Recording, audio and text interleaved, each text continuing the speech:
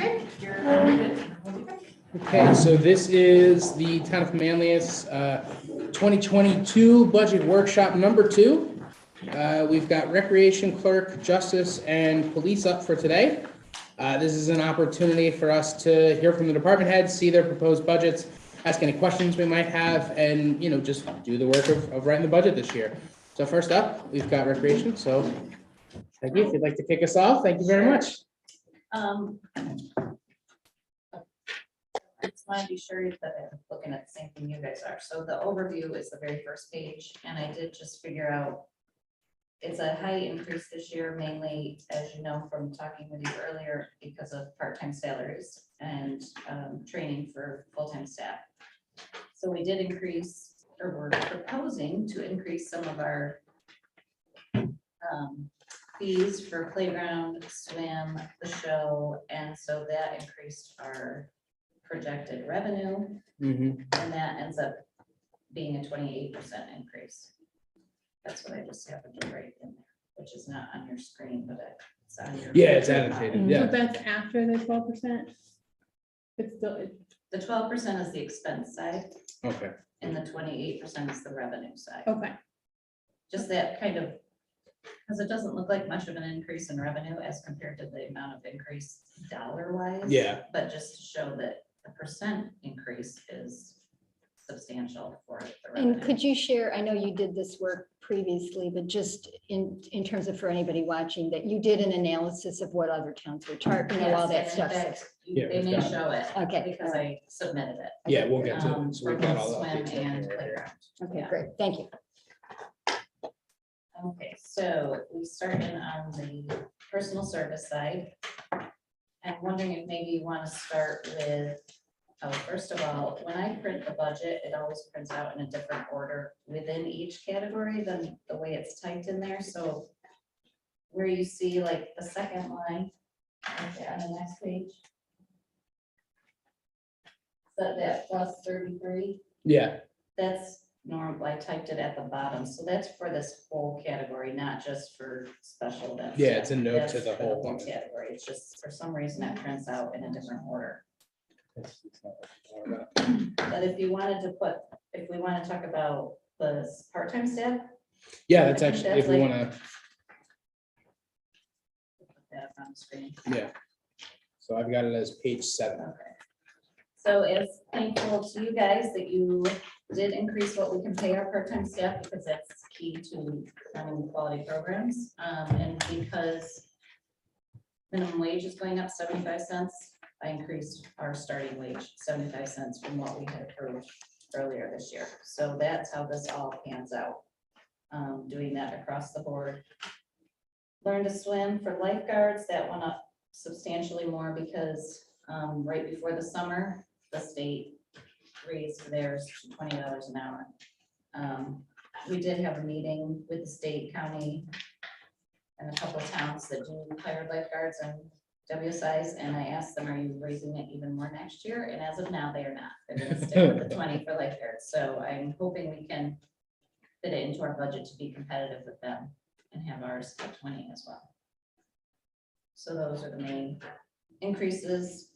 Did 4% for all the full-time staff as directed by you. And then, you know, comparable raises for the directors and assistant directors, bus driver, that kind of thing. Questions on staff portion? How about on the special events staff? Are they employees for just those few hours? Yes. So that would be like Frosty Forest, Wicked Woods, the show. So do they stay on our books? Like, these are the same people who come back again and again, right? Yes. So they just stay in our books and we just don't, does that cause any? Nope. Do we do We have a- 1099s or they never even make enough for that? No, if they're employees, they wouldn't get a 1099. Right, well, So- oh, they get a, They'll get a Yeah. W-2. but so for their $200, they still get a W-2. Anything else? I don't have any questions. Anybody else? I know Heather's on. Heather, do you have any questions? No, thank you. Okay, so next is office supplies. that went down a little bit because we. So tend to hold on a use- second, we have to flip all these pages back. I'm No, sorry. it's further down. So. But page we were 2. on this page. Oh, okay. It was, I mean, what I'm looking at says, Yeah, she was on the detail page. Oh, So there we okay. go. We're all on office supplies, good. like, goes to page 3. That just went down a little bit because we tend to use the main copier more often than our copier in our Yeah. office. So I didn't buy as much toner this past year, so It's good.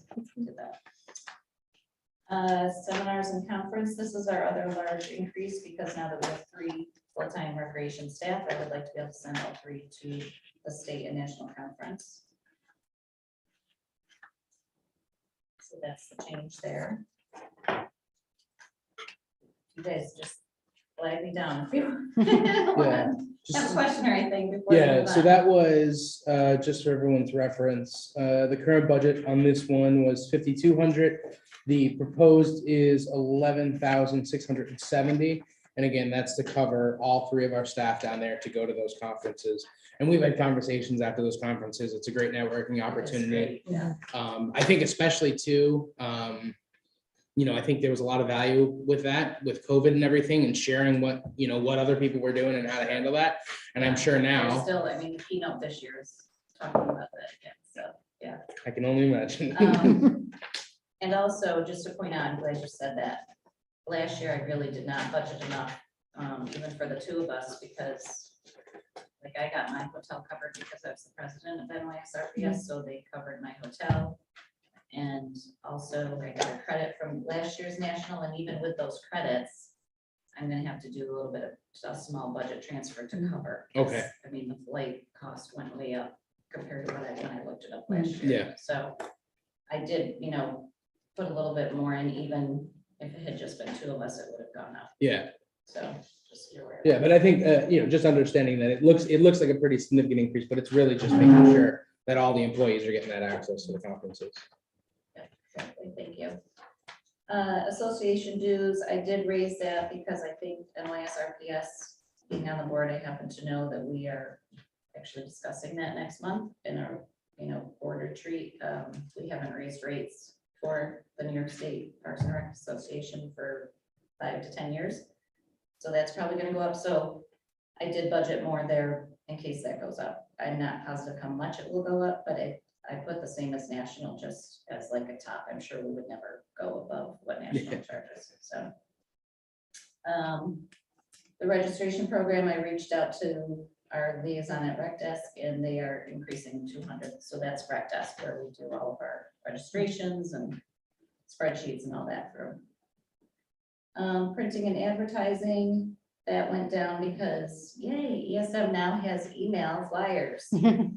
So we don't have to purchase colored paper anymore for flyers. It'll just be for, staff handbooks, things like that, that we probably have enough paper now to last us a few years, now that we don't have to make flyers anymore.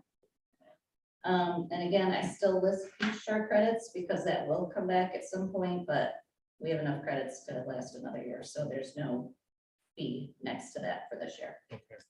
So because you have said that you've normally done that over the Black Friday sale when you bought a Yes. ton of the credits because they're pretty Yeah, discounted. they discount them. So do you see that you'll have enough to get through this year and the following year? Oh, awesome. That's Yeah. That's Yeah, we great. should be fine, yeah. When the peach chart was coming up before, like, I was asking you to do like sustainable manlius advertising through Peach Jar, and you had mentioned like that you only had so many and that you didn't want to use them all, or like you No, would I pay. didn't mind using them. I just didn't know if it was appropriate to be coming out of our budget. Yeah. for Okay, sustainable so- manliness. So if we wanted to add a line item somewhere for Peach Jar credits for sustainable manliness, that would probably be the right way to go about that. Mhm. Yeah. Because if she has extra credits, it wouldn't make sense for us to buy them. Well, I think First what Peggy's thing. saying is she purchased those out of the recreation department budget. So we would just have So you would to, purchase your own, Okay. yeah. yeah, Okay, probably, Yeah. And maybe what we do is I think if you're interested in getting some for sustainable manliness or any other of the stuff we're looking at, we would put that into this year's budget to buy those credits, and then we would have them available to use. That way too, we're not digging into the ones that were bought directly. Okay, and like, what about like comprehensive planning and things like that? There's probably other places where we Yeah. can use it. And you could show us how to buy it cheap on Black Yeah, Friday. definitely. In fact, I'll write myself a note to forward, because I always get an email. Yeah, please do. Yeah, please do, because comprehensive plan wants to use it too. Yeah. Yeah, that's a great idea. That's a great idea. Let me know too about how much that costs, because then we can factor that in when we're budgeting. Yeah, it's Prior about- to Black Friday. Yeah, it's a little pricey if you buy them full price. It's Well, like but- $25 a school each flyer, so, But then we'll have something to budget, so we know what to budget for 2023. perfect, yeah, Yeah. yeah. I think that makes sense. Okay, where are we? Program expense, Frosty Forest did go up a bit. We always pay for the ice sculptor there. The state pays for the hay rides. The villages do prizes for the,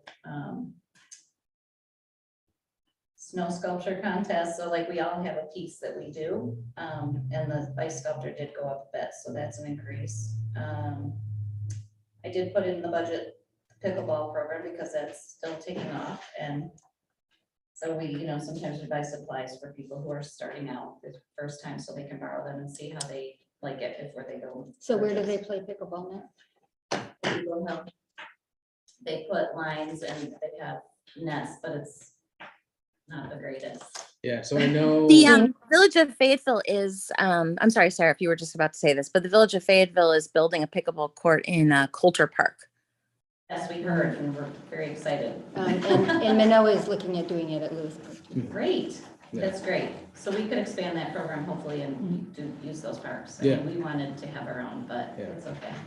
Fingers crossed. We'll figure something out. Yeah, there's still hopefully some options that maybe we could have some too. I mean, it's huge. Like literally every week, somebody calls or stops by. Do we have pickleball courts yet? What are you doing? What are you doing about this? So I mean, do you have a locker at Eagle? Like, how do people get the stuff to go play at Eagle Hill? We have one part-time staff that goes. We have an actual program there on Monday nights. It's Okay, all right. pickleball. And we've got, I think, 60 people registered right now. Wow. They come and they, place their rackets to be the next person to go. And so we do have one staff person there with a first aid kit just in case. And the then one she's who got takes some the balls and equipment. rackets if people don't have anything. Mhm. I'll have to swing by. I sometime. know. I keep saying I'm gonna do it too. It hasn't happened yet. Okay. We do have a new adult program proposal from one of our longtime participants in our musical. He met with Christine about having a fall play, so I put that in there. And I starting out remember small and see. when I was talking to Christine, it's something like an acting class that would then be a very small presentation, not a huge set, no costumes, or, very Yes, it wouldn't turn into loose. what the musical is. Yeah. Smaller. But yeah, so we did put a little bit of money in there. We considered just doing it through the clearinghouse, but then thought, let's support an adult program, a new adult program with a little bit of budget money too, if we have it.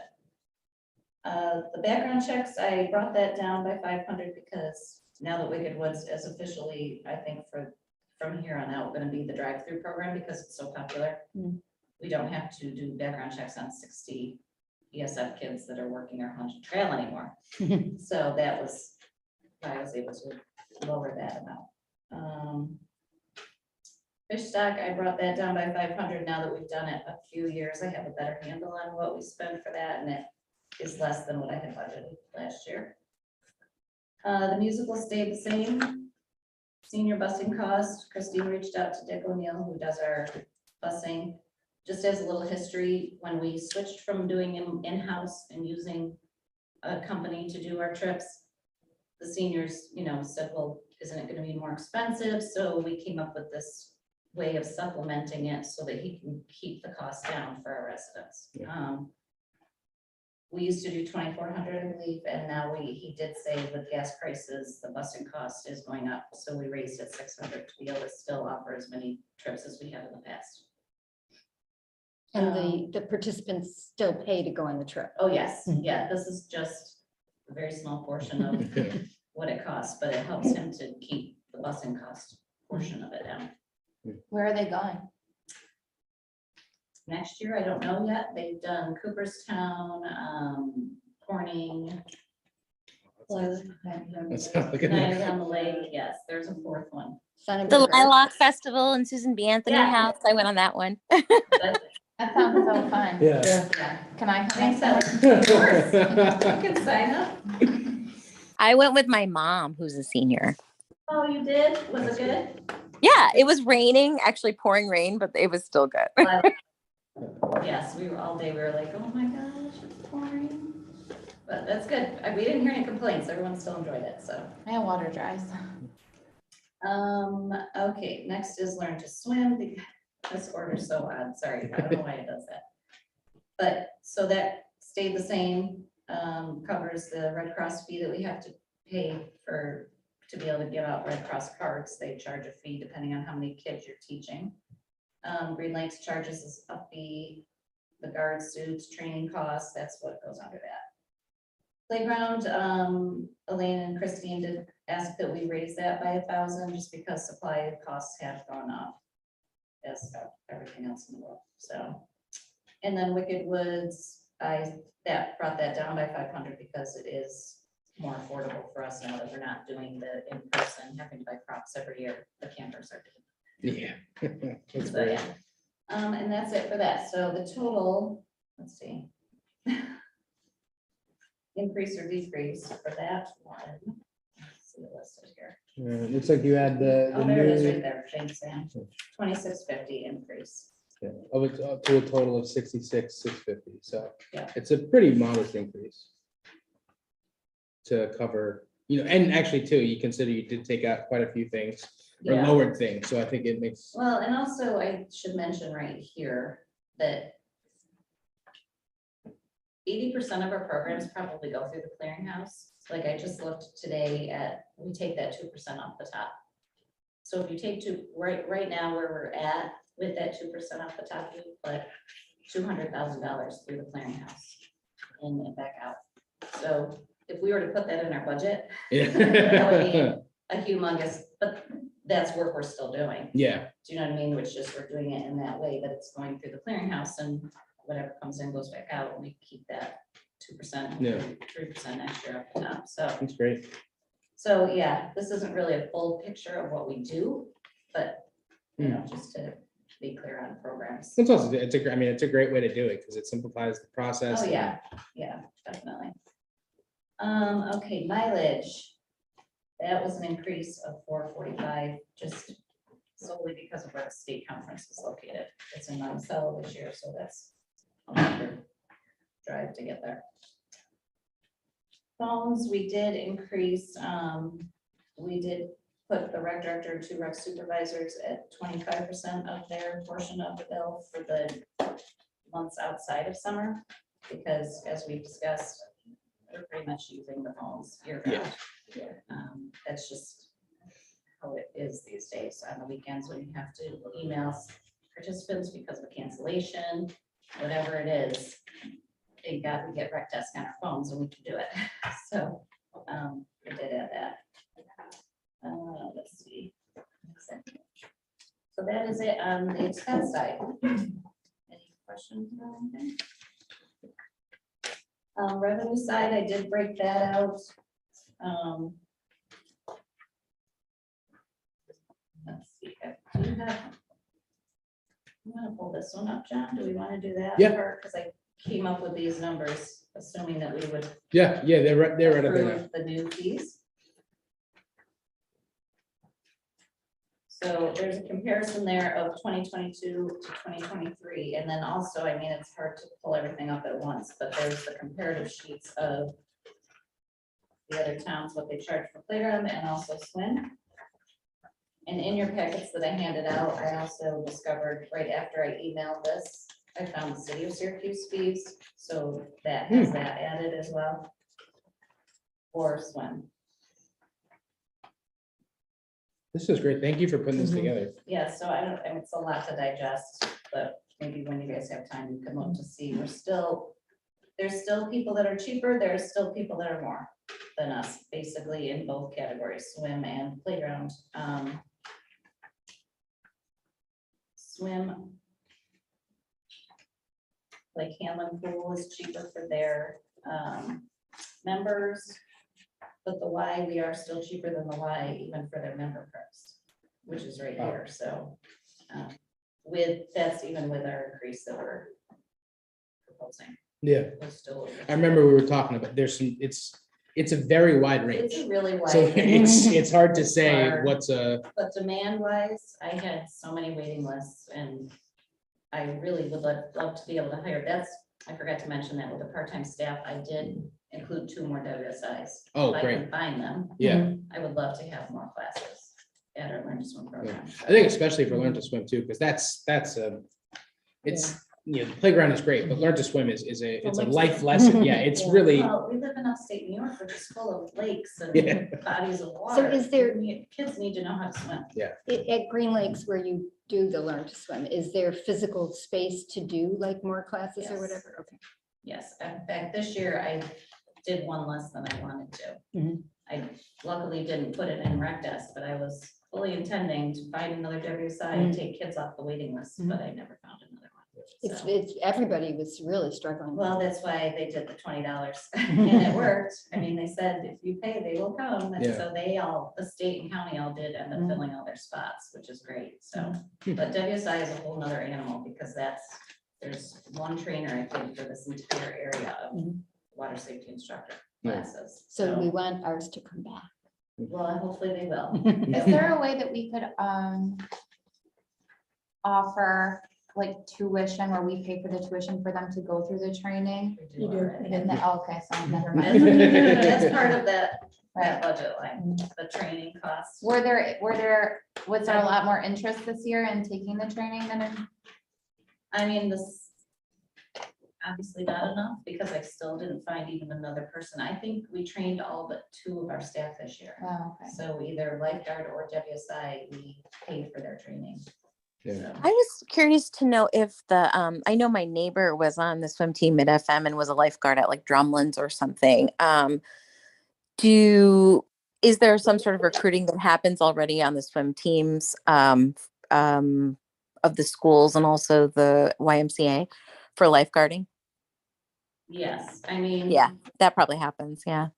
I lost 2 of my best staff to, one I think was the Cavalry Club from last year. So the hard part with our program is it's a short program. We can only use Green Lakes until 11 a.m. when they open to the public. So they're gonna take, even if it doesn't pay as high of a salary, they're gonna take Cavalry Club, Drumlins, where they have 8 hours of work a day. Yeah. When they're saving for college, that's, and I keep proposing to the state, can't we hire your guards for our part? And then they just keep working for you, but then they end up with too many hours. And they don't want to lose it to us, so. Yeah, so that's another reason why we really do need to pay more, because we're asking kids to only work a short amount of time. And they do have to go get a second job if they work with us. Yeah. So, yeah. Anything else? I have a revenue question. I'm so sorry. I'm just resting my back. That's why I'm home. I've been trying to make sure I can sit through our meeting tonight or at 6:30. I was wondering, I was on the national organization site, and I know they have announcements about lots of grants. And I know that a lot of them are geared towards parks and recreation departments that have actual parks, but there are many other types of grants. So I was wondering if you've ever considered applying for those. There's everything from like planting fruit trees and environmental education and you name it, and waste management, national support and things like that. If you've ever thought about that, and what would you need from the town in terms of grant writing support to go for something like that? Probably training on my part, to be honest. I would love to do that. I mean, we do the DFY grant every year. And that changes every year what I need to do to get it. Like this year was just a letter. In the past, it's been lots of paperwork.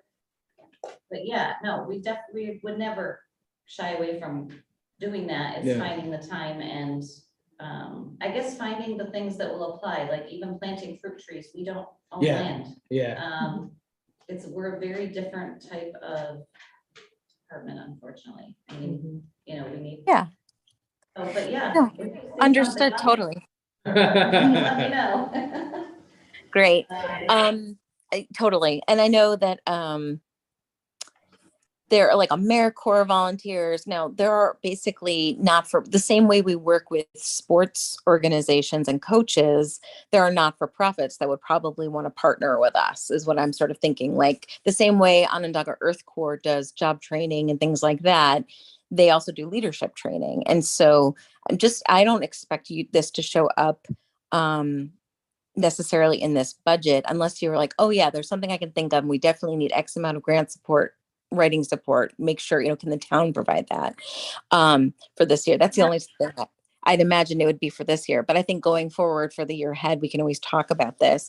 The other thing is the revenue from the advertising booklet for the show, for the musical, especially since we're taking on sort of another theater-based program. I wonder if within the communications department, there's support that can be provided to help get the word out about those ad opportunities. We could actually put something in the newsletter that's going out now to say if you're interested in advertising in the playbook. Sure, anything else. Yeah, you do figure have we're a gonna have, producer, Eric is our producer. yeah, we're gonna have 2 or 3 of those come out in beforehand. So, Yeah. given a little chunk of space, I think it's a great idea. Definitely. Awesome. Thank you. Just wanted to raise. So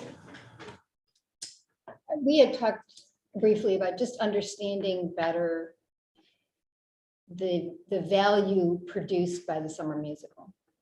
Okay, In that a lot of the actors in the summer musical are not actually residents of Manlius. I would not agree with that. All right, well, we would like to know better Okay. about who is actually participating and Sure. who's coming. Okay, And As far as the people I in the think show and because also- the way that the ticket sales go, if people pay with a credit card, you would have their zip code then, right?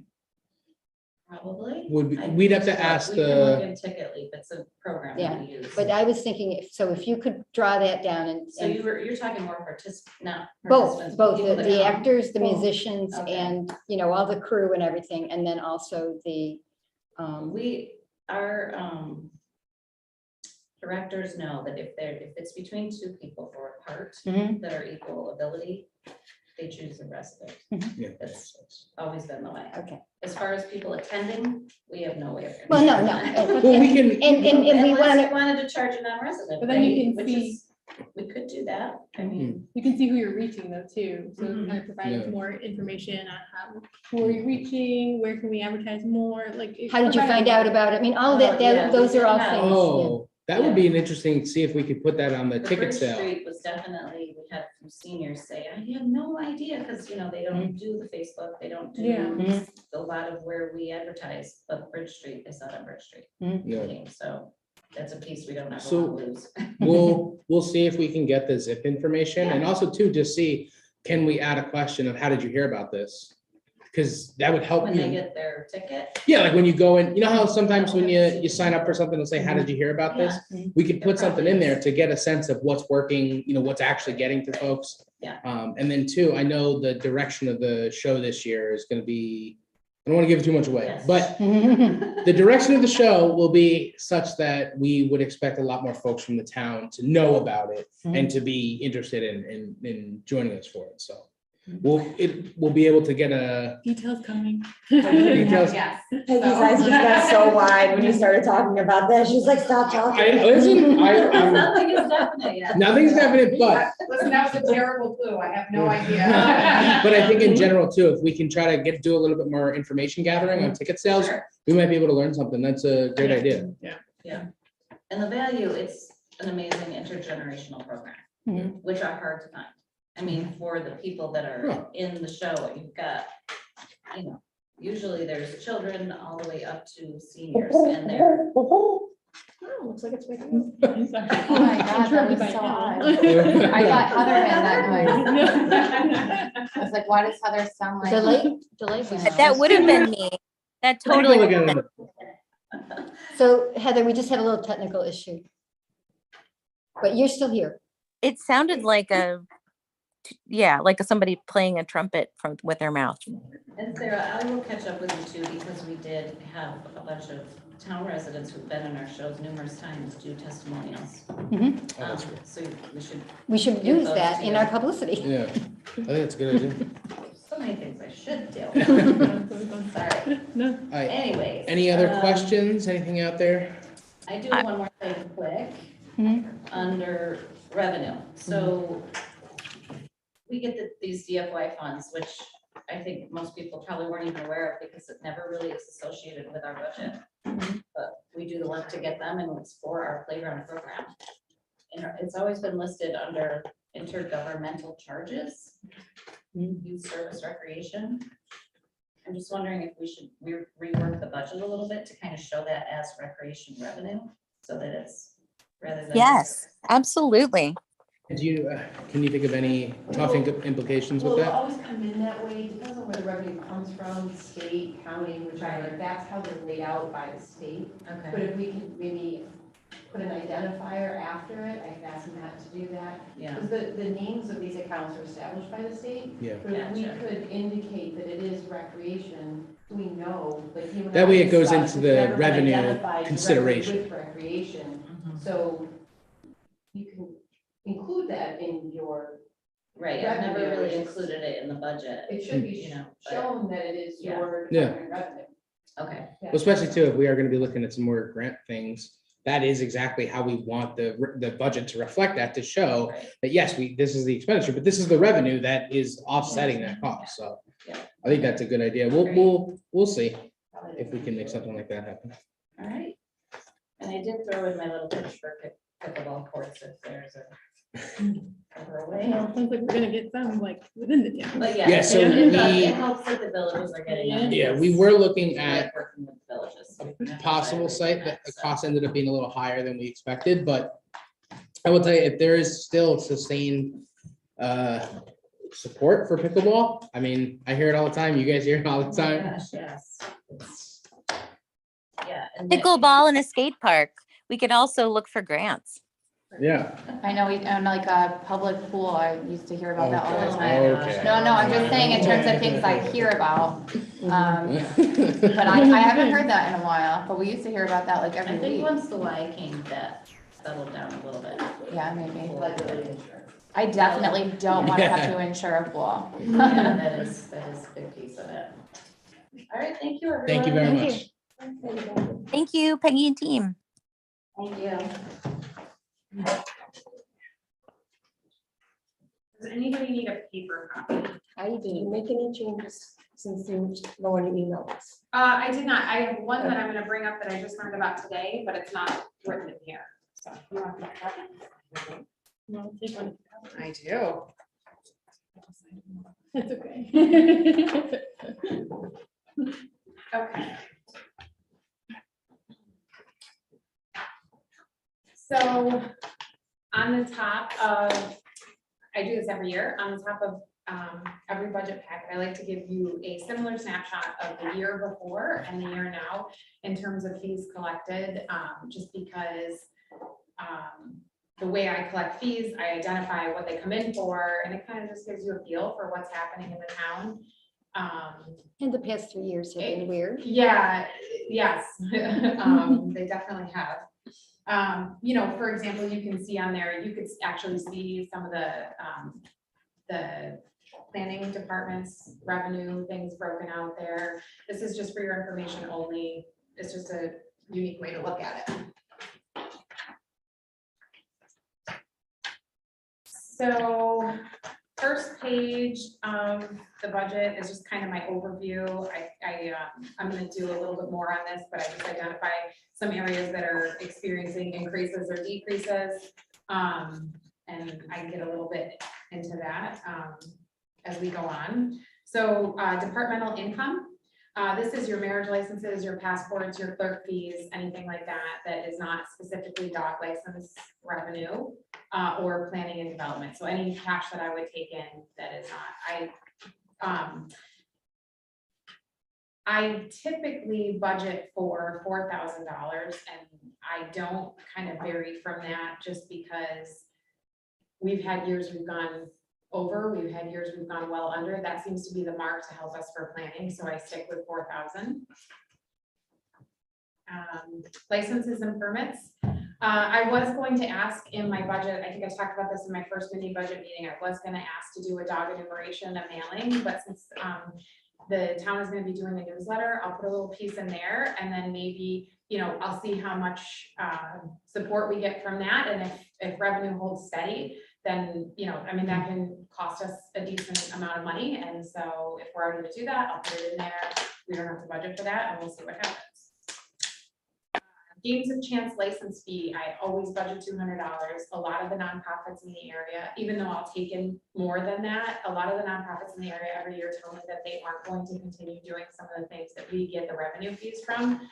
And they still keep going and we still take them in, but I don't think in good conscience I could say, oh, we're gonna have $1,200 Yeah. when I feel like it's not gonna be coming. Like what types of things?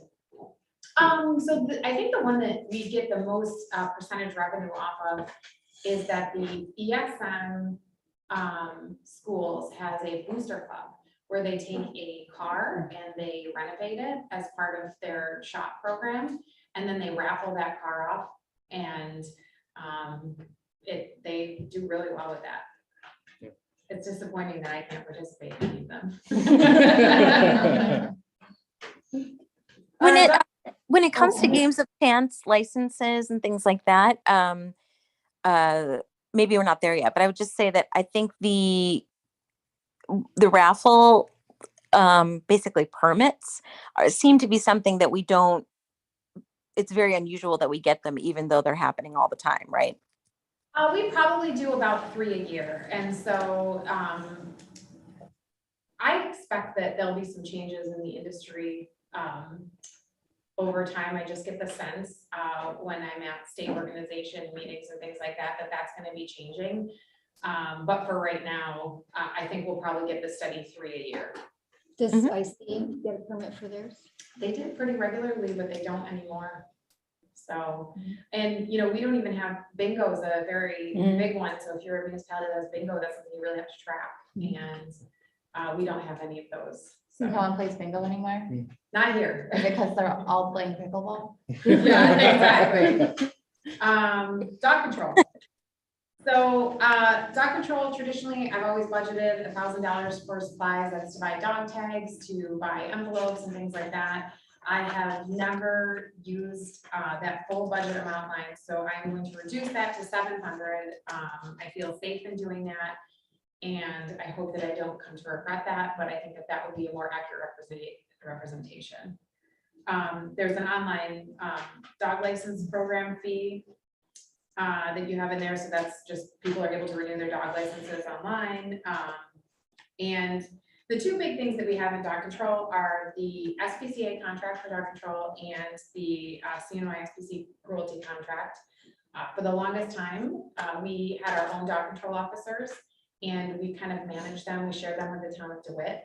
And what it would take for us to not contract with an outside agency would be much more expensive than what's presented here, because you can't just have one dog control officer. That person has to sleep and go on vacation and things like that. So you have to have several in order to get the coverage we need. And this has been very successful with the SPCA. We've even partnered with them to allow them to license, to use paperwork and forms to license dogs on the spot, so that our residents don't have to drive back and forth to license their dogs should they be picked up, which is a nice convenience.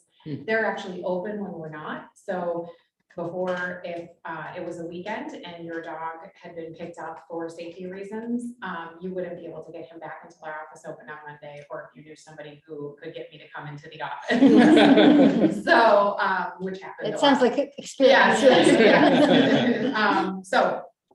That's been great. That contract is set to increase, and I would say this, that contract should increase. They do a very good job, and they financially, it does cost them money. They do get revenue when the dogs are picked up. There is a fee that is paid and, you know, vet fees and things like that.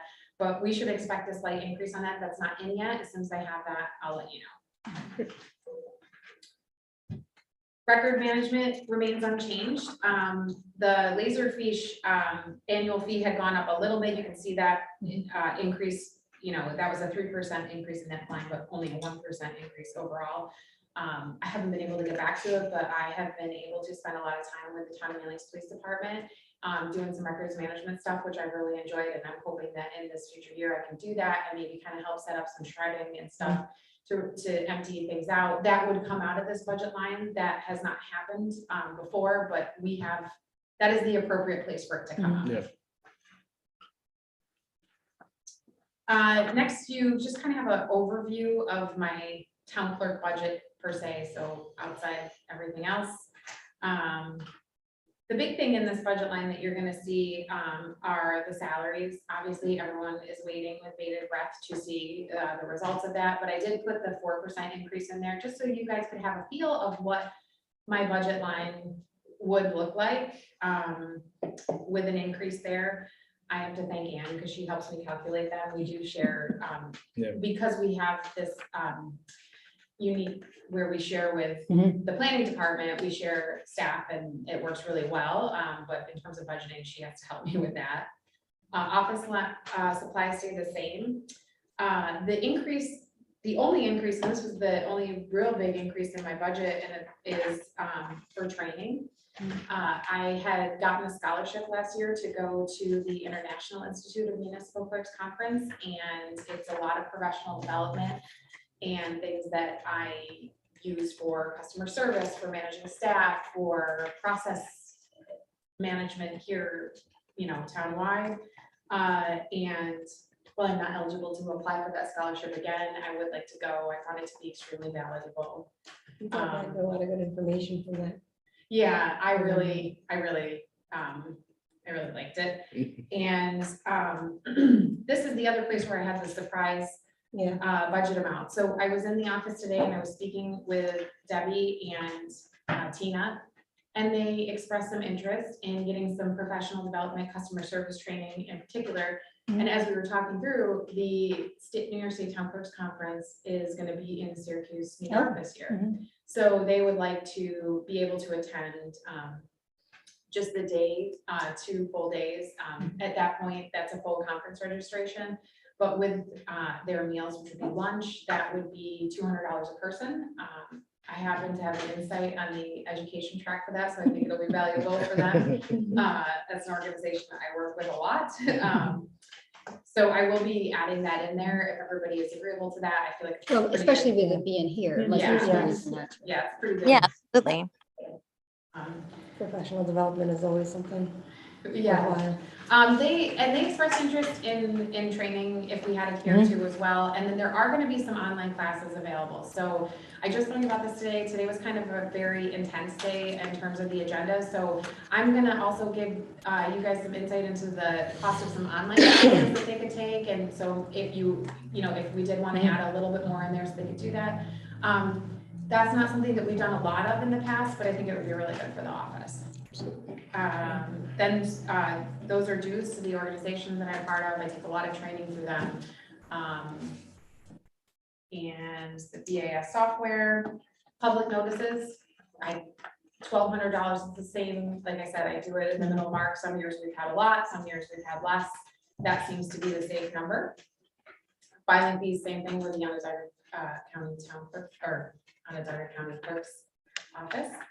And then the last page you have there is veteran services. We actually just recently talked about this. This is for upkeep on Memorial Day for.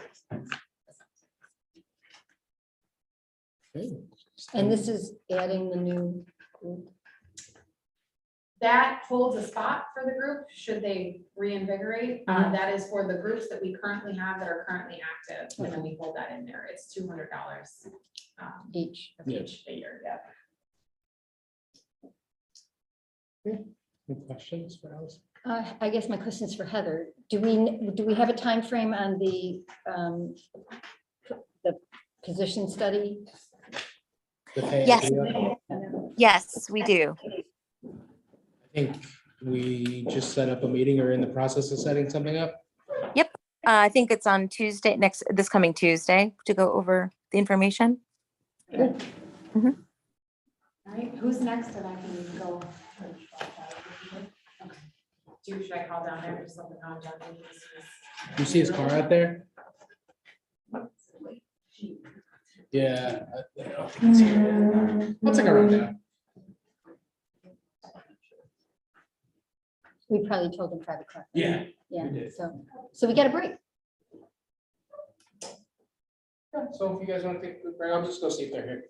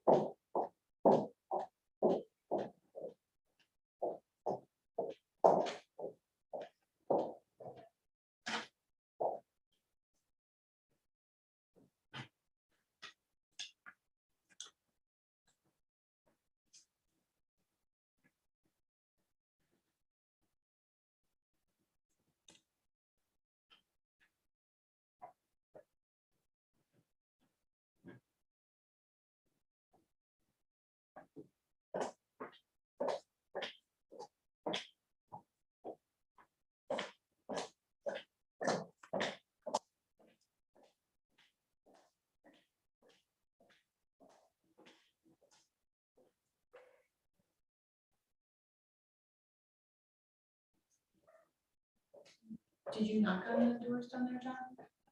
Yeah, I did. Because, you know, if he's in his office, he might not be able to hear. Here, let me see. Let's just shoot him a quick text then. Okay. I feel like that might be his. Sometimes he drives a Jeep, and I don't know that Subaru maybe. I can't remember. No.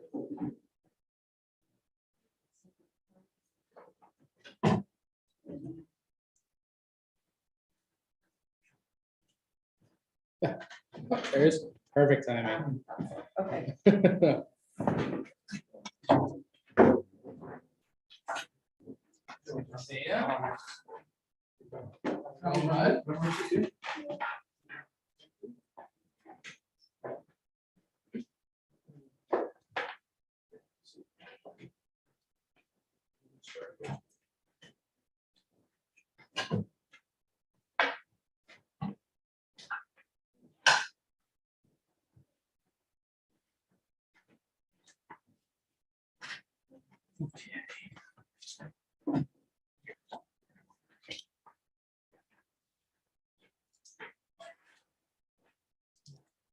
Yeah. We can roll right into it if you're ready. Ready? Yeah.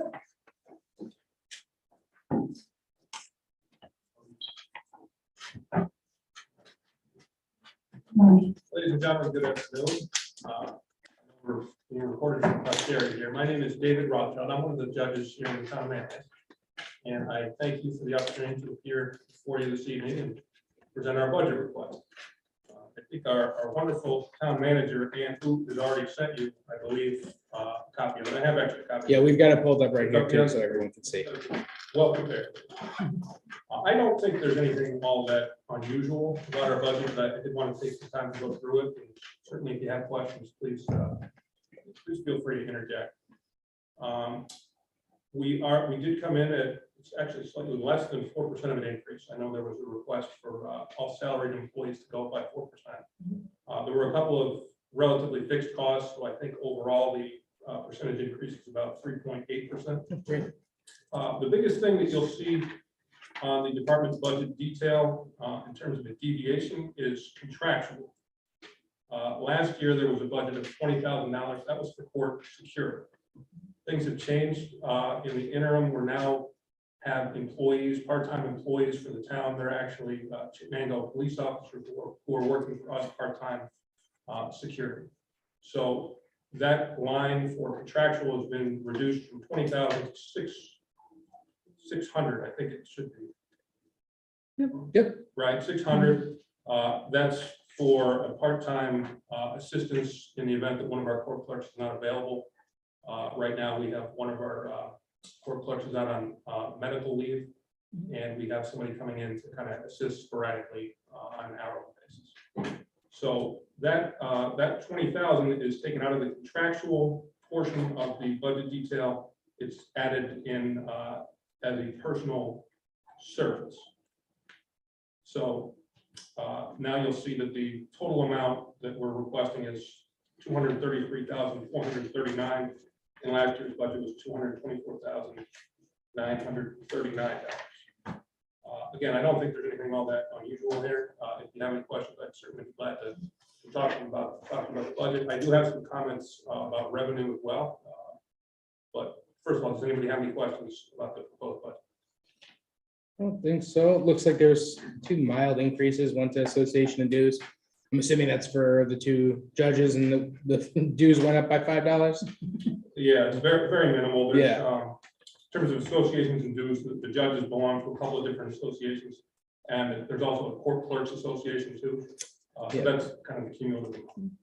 And does that include some, ongoing professional training for the clerks? through that organization? That is included in terms of, there's a seminar conference expenditure. Yeah.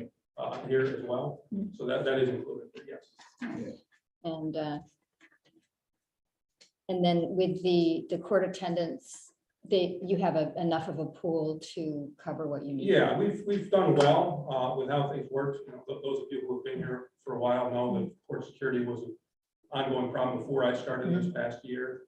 The normal court security folks who work downtown had been coming out here, but probably in large part because of the pandemic, that became an issue. Also, obviously, because of the pandemic, we started doing things on a virtual basis. We're continuing to largely do things on a virtual basis, which is why our security costs have been lower this year. I intend, as long as we're allowed to do that, to use that as kind of a tool in my toolbox of having virtual appearances. It does keep congestion down in the courtroom. As I'm sure you're all aware, our courtroom is relatively small for the amount of traffic that we have. That was a concern of the pandemic, and one of the reasons why kind of Manly's court has remained on a largely virtual basis because of space limitation issues. But I intend to keep using that. I do think it's valuable. There are cases in which I find it important to actually have a litigant standing physically before me, in order to talk about a resolution of the case or moving forward. So in the future, as long as the pandemic is under control, we will be shifting back to a more in-person basis. But I think, at least for the near future, there will be kind of a combination of both virtual and in-person appearances. Yeah, that's great. So, and that along these lines, in terms of the budget, hopefully we'll be able to keep the cost down. The more virtual appearances we have, the less the need for security there is. I think that also transportation too, if people can't get here. Sure. Yeah, it has a lot more than just our budget, but and also too, I mean, the fact that if you live on the other side of town and you're 15 minutes away, Yeah. it's 30 minutes in the car at odd, fairly odd time of night. So I think it's a, I think it helps. I think it helps litigants. I've heard positive reviews from attorneys about it. Not having to drive all the way out here like you just mentioned. So there are a lot of benefits to it. It's not an exclusive way of doing things, but it's a tool in the tool. Do you think that the Office of Court Administration is going to incorporate online for traffic violations, whatever, things that are fairly basic, to continue that sort of forever, or? I don't know. That's an excellent question. Right now, for the most part, regular traffic tickets, non-traffic misdemeanors and the like are handled almost exclusively by mail. So we really don't even have virtual appearances on those. Unlike a traffic misdemeanor, like an aggravated unlicensed operation charge or something of that nature. Those are the kind of things that we can normally handle on a virtual basis without requiring somebody to physically be here. Particularly since they've lost their license and they They can't. shouldn't be driving. Good point. Very good point. There are certain kind of cases, as I mentioned, like if I need to do an evidentiary hearing, there's always technical problems doing something like that on the computer, and there's a need, obviously, in a court to make a good record, to preserve everything that's being said. So that's hard to do on a computer. Generally, hearings need to be done in person. Yeah. So I know, I think this is a fair budget. It encompasses, again, this amount, $20,000 for security. We're paying our security officers. The numbers in here, I believe it's something on the order of $41 an hour, something along those. yeah, lines, 4160 a year. which I think is a competitive and fair amount to be paying folks for services of that nature. Well, especially too, because it's generally such a short time. That's what I was gonna say. It's actually pretty close to like the SPO rate that they've adopted for ESM and FM. So it's very much in line in that sense. Good. And we're mindful of the cost, and generally I had a rather long calendar last time, and I started at 4 o'clock with some in-person appearances, and they're sprinkled throughout the calendar. There were a few in-person folks as well, although I try to keep them grouped closely together to mitigate costs for security. So the security officers were there probably, my guess would be until 7:30, something along those lines. But I let them go when I can. Yeah. Everything is gone back to virtual and I have no more in-person appearances. We let our security folks go again to keep that cost. Yeah, that's great. What happens with the attorneys that hang around downstairs, do they, if everybody's virtual, they're like, how do the litigants connect with an attorney? That's a good question. Sometimes the litigants actually will go to the office of the attorney and they both appear virtually. Sometimes you'll have a litigant on, from their home or wherever it might be, and the attorney will be on virtually from their office or car or wherever that might be too. So one of the downsides of I don't want to get too far, I know we're here to talk about the budget, but one of the downsides of doing things virtually is you don't have a great opportunity for private conversations between folks, because everybody generally is on the screen at the same time. When I conduct a virtual calendar, I might have 75 cases on, a whole bunch of litigants and a whole bunch of attorneys, and generally everybody can hear everything that's being said. So again, that's kind of a downside to virtual appearances.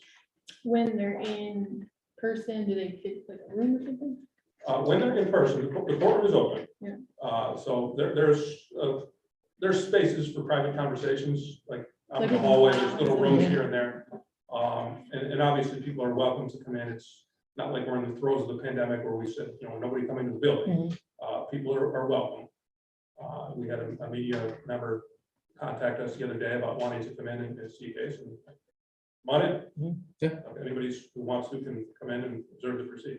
That's great. So, do we have any other questions or concerns? The budget looks pretty good. I mean, the biggest thing here is moving the And it's an Attended. improvement. yeah, yeah. Yeah. And again, I think we're gonna come in under budget. My guess would be we'll come in under budget for security this year, because there have been so many virtual appearances. But I have to schedule a trial. I just had to put one down for a couple weeks from today. We'll need security here for something like that. So going forward, I do think we're gonna be spending more money on security. Yeah, definitely. Just in terms, I had a couple of thoughts for you. I know we don't have a projected revenue amount for you. What I took the liberty of printing out a recent report that I got from the Office of the Comptroller. I'll actually take a look. And you see.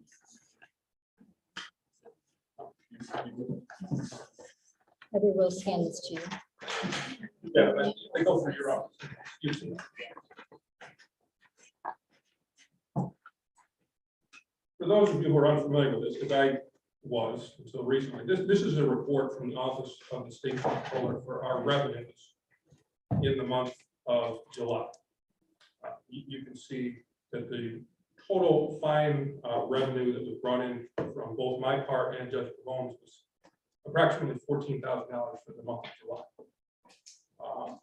I want to start out when I talk about revenue, making it a point, and I know I speak for Judge Pavone as well when I say this. It's my job as a judge to do justice. It's not to bring in revenue for the town. It's not to help balance the budget. It's to ensure that justice is achieved.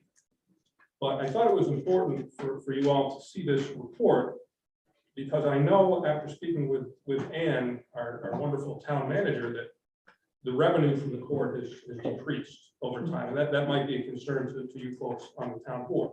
So I thought it's worthy of addressing that. This is a helpful printout, I think. As you can see, the total revenue brought in is about $14,000 for the month of July. That sounds great. But if you look at where the money goes, you can see on here that only $4,744 wound up with the town. Right. Yeah. Okay, the large majority of this money is going to the state. There's also some money going to the county, but the state is taking the lion's share of the revenue that's coming in. There's probably a lot of reasons as to why overall revenue might be down, but in terms of our proportionate share, you can see that we're kind of getting a thin slice of the pie. Again, revenue is not my concern, but it's something that's relevant to you folks when you're trying to balance the budget. One thought that I've had for your consideration is I have seen other towns and villages who have come up with their own local ordinances. We obviously have local ordinances for a variety of things, but in terms of local ordinances with regard to traffic infractions, you might want to speak to our town attorney about this if it's an idea that you think has some merit.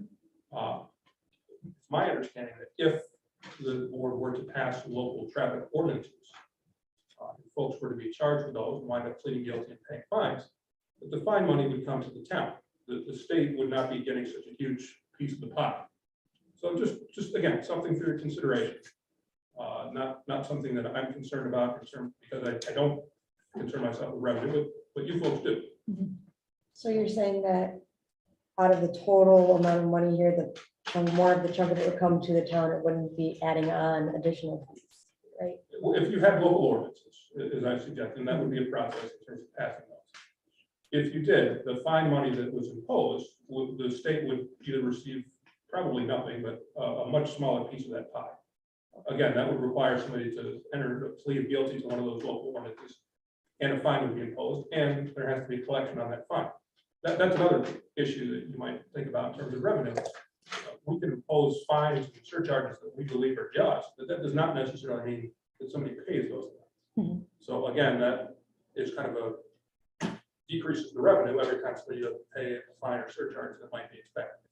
I don't think that anybody ever thought that having a local court is a good financial investment. That's not why we do it, but again, you folks need to be concerned with balancing the budget and looking at revenue and those kinds of issues. So at the end of the day, we have not finalized a revenue projection. We've spoken with Ann about it. I'm sure we'll be getting something to you soon, but again, we want to be realistic. We want to look at trends. Definitely. We want to try to figure out what would be a reasonable expectation for you folks to see. Sounds good. Appreciate the insight too on the local ordinances. Yeah, I think it's worthy of at least looking at. Well, it's something that I know has come up in a couple conversations around, different ways to enforce certain, traffic violations and things like that. So the fact that it also would adjust that revenue. And like you said, it's not more, it's just, it would come to us because it's a violation of our law rather than the state law. Exactly. It would really crystallize things for me when I looked at the sheet for the comptroller. When Ann mentioned to me what the projected revenue was or has been, and I thought, how can that possibly be? And I look at this and I see that the state is receiving a rather large slice of pie.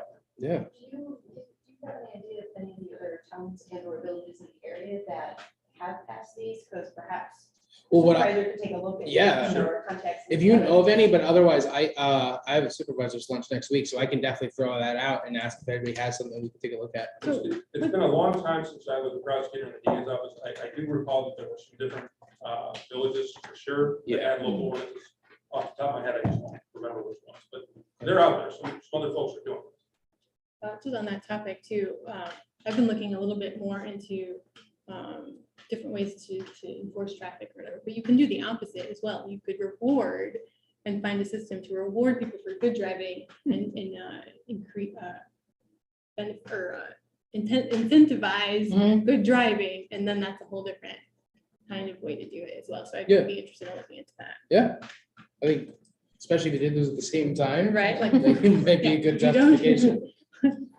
It'd be interesting, and I'm sure these codes, there's a code book that tells you what You they are. can, yeah, you look them right up. Yes. I've And heard And of then traffic. comptroller's handbook for town and village A justice. lot of them were traffic, Yeah, a lot of. A lot of them are traffic, but some of traffic benefits the town and some traffic benefits the That's state. right. The surcharge money is really the lion's share of that on a regular vehicle and traffic infraction under the state vehicle and traffic law. The lion's share of that surcharge is going to the state. great. And this is good too, because it kind of lays out too where we should be looking and. Coincidentally, I just had this conversation with assessment, and the same happens. The county keeps $5, the state gets 25, and we get nothing. We're the extension. He who writes the law. Right, we're collecting but not receiving. Okay, any other questions? Great, thank you very much. Thank you for your time. I Thank you. appreciate it. Yeah. Nice to see everybody. Yeah, Thank you. this is great. Thank you, Judge. I just want to be able to say that. So there isn't a sample. John, did you talk to him about banging the gavel and what it feels like or what? Kidding. No, it left the county and went to the It town. goes to the town. The handbook is right online. You can look at law. Oh, I've done it before, like with the, because I like to see Office of going Court- on. Office of Court Administration. Yeah, I think so. OCS, no, OSC.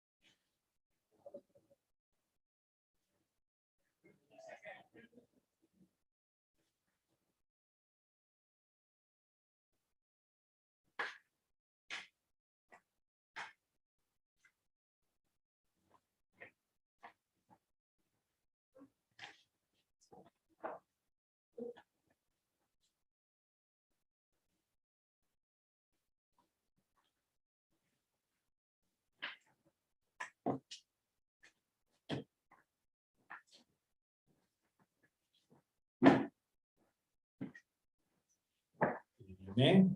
How are you? Doing okay? What happened to when you're early, you're on time, and you're on time, you're late? Still there, I think so, I don't know.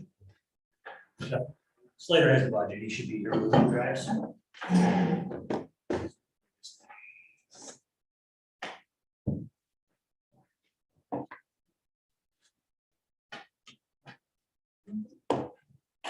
See the unfortunate cancellation of our family.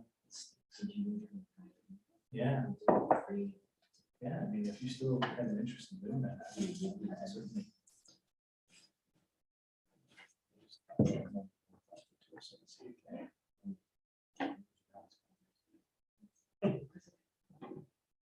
telling you, I'm not looking, I have no crystal ball, and know that I know we did, but. I'm not really able to shake things that you get, and you ask a question, and it gives you yes, no, maybe. Like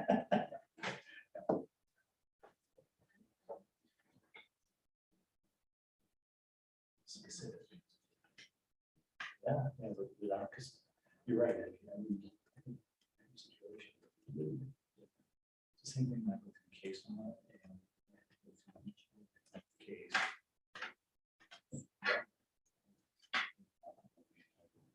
So, yeah, hey, if they're offering, I mean, I'm willing to down to their offices.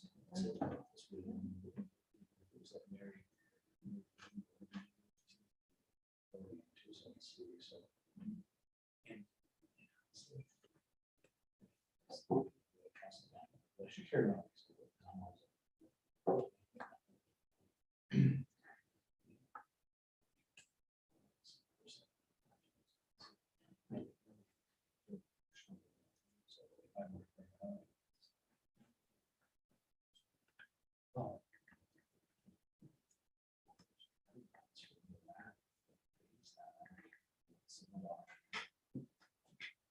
Yeah.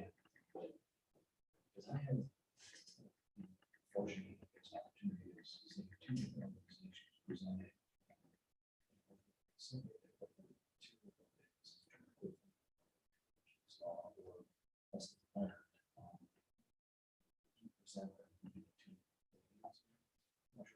Me and her, you know, had that understanding from one, but I know that when I went to the state issues, in staff.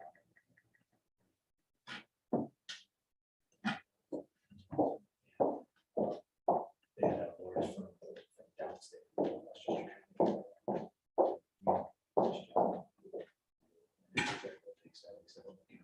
There's not a lot of variations to it, so it's either in law or it's not. It's not. It's not. So I don't know if that could be managed. Negotiation.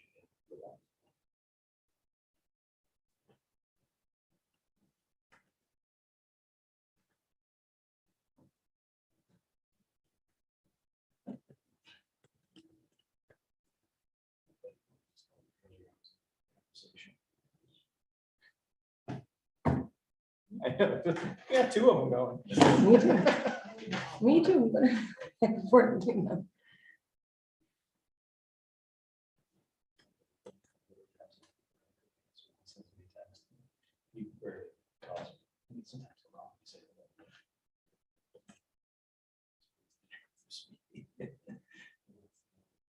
To save the court.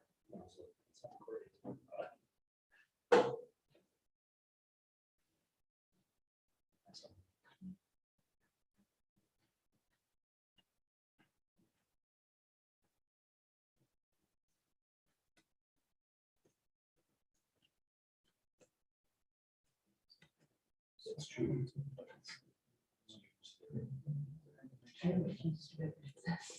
I feel like right there, we have a trespass on her right there. She's not supposed to be there.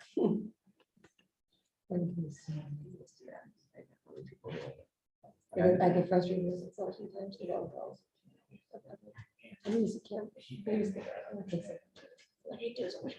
I feel dirty doing it. Like, I don't want to stop. That's why you're trespassing, you're violating. And it's a handicap spot. Yes.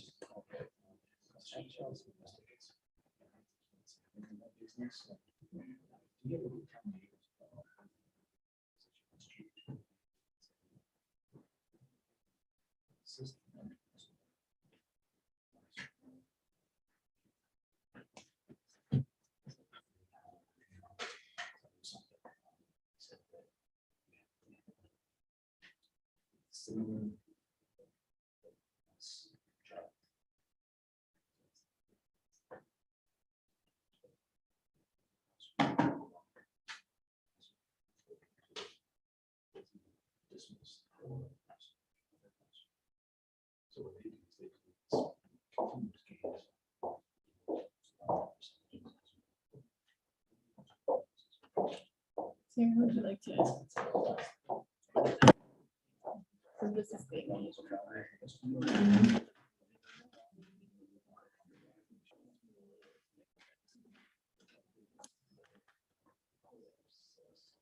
Success.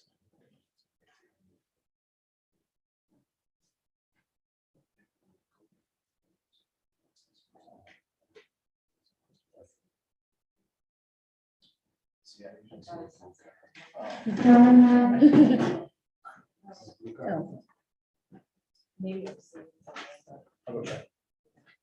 Yeah, 8 minutes. It's So, pretty good. I think Pretty for- good. Yeah. on one page. Yeah, because Heather and I.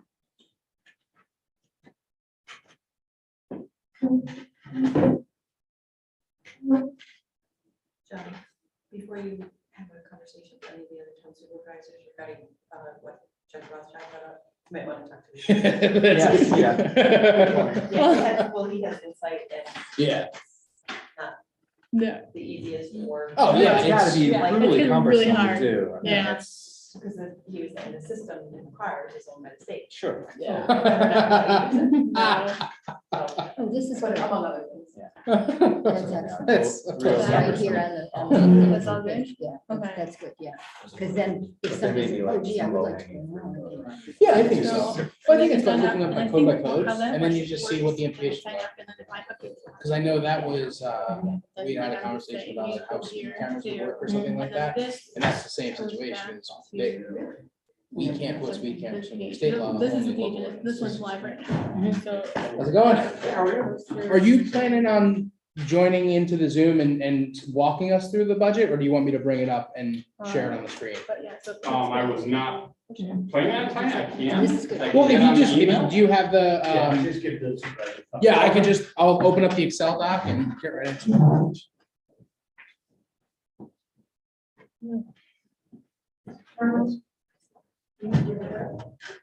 I'm all here. Well, no, that'll be me. Oh, okay, it's perfect. I defer to you, I need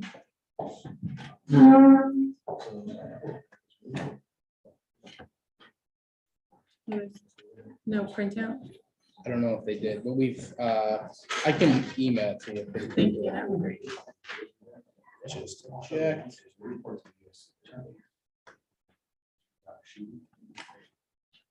Go. Thank you. And then I'll quickly email that out to everybody. Probably not both. Well, I Yeah, mean, I guess just you could, the, though. just the There's- budget I was gonna draft. say I did two, so I could reference the one. Yeah, the one that's budget, the draft budget, 2023. Yeah, 2023 budget draft. Perfect. Yep. Thanks, sir.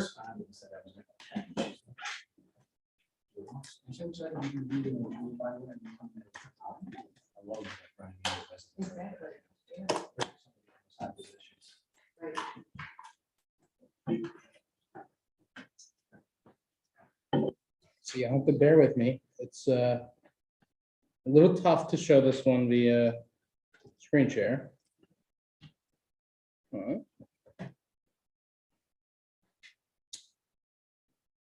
Okay. All the tabs. So we've got, was there a summary page somewhere that you want to start with, or do you just want to start with personnel right at the top? That's how their program, they don't Yeah, okay, there's no, With the yeah, there's no savings summary bars. page, yeah. All right, so much information. so I just emailed that out to everybody if you want to kind of follow along on your computer or phone. If this lets me zoom appropriately, so I can. Data on the screen. Hi, here we go. I have paper budget funds. Yeah. So just, I can probably address any kind of specific questions you may have. Yeah, so we're looking at the personnel. That was the 2.5 based on the contract. One of the other carve outs here specifically, this 15% on the SPOs. That's because ESM and FM have both agreed to increase that rate. That's correct. And that was what, 33 to 38? Went from 33 to 38. Yeah, which what we saw with some other districts providing for SPO services was a lot. And so this is, I mean, understandably, they want to stay competitive. And just as a reminder, that's all offset by revenue. Looks like, yeah, you've got the 4% in there. Wait. No, okay, Finish your sentence. 4% in where? For the clerical staff. clerical, yeah. And then And then the overtime's on there, but it kind of follows the, the general contract and things like that. Personnel was at, let's see. Okay, so this is with the 38 officer positions.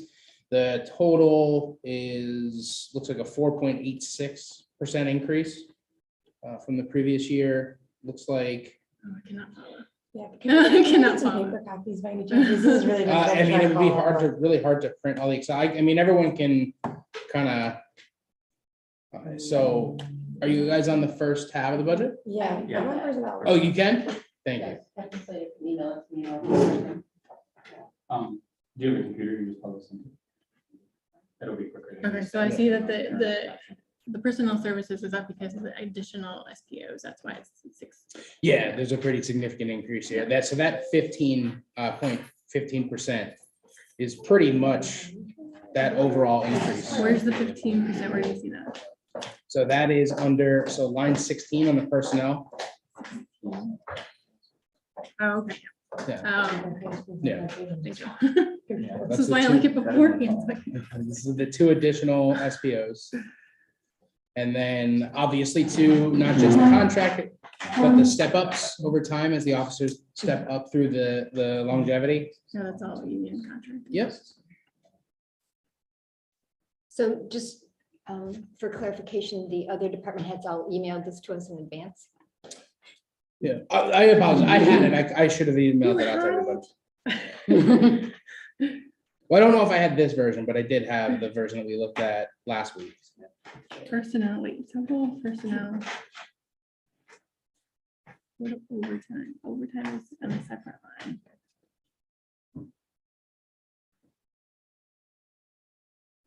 Yeah, so over time, there's a I see that. So 2.5% increase. Longitude, okay, I'm looking at, I'm putting it in my thing here. so I can follow.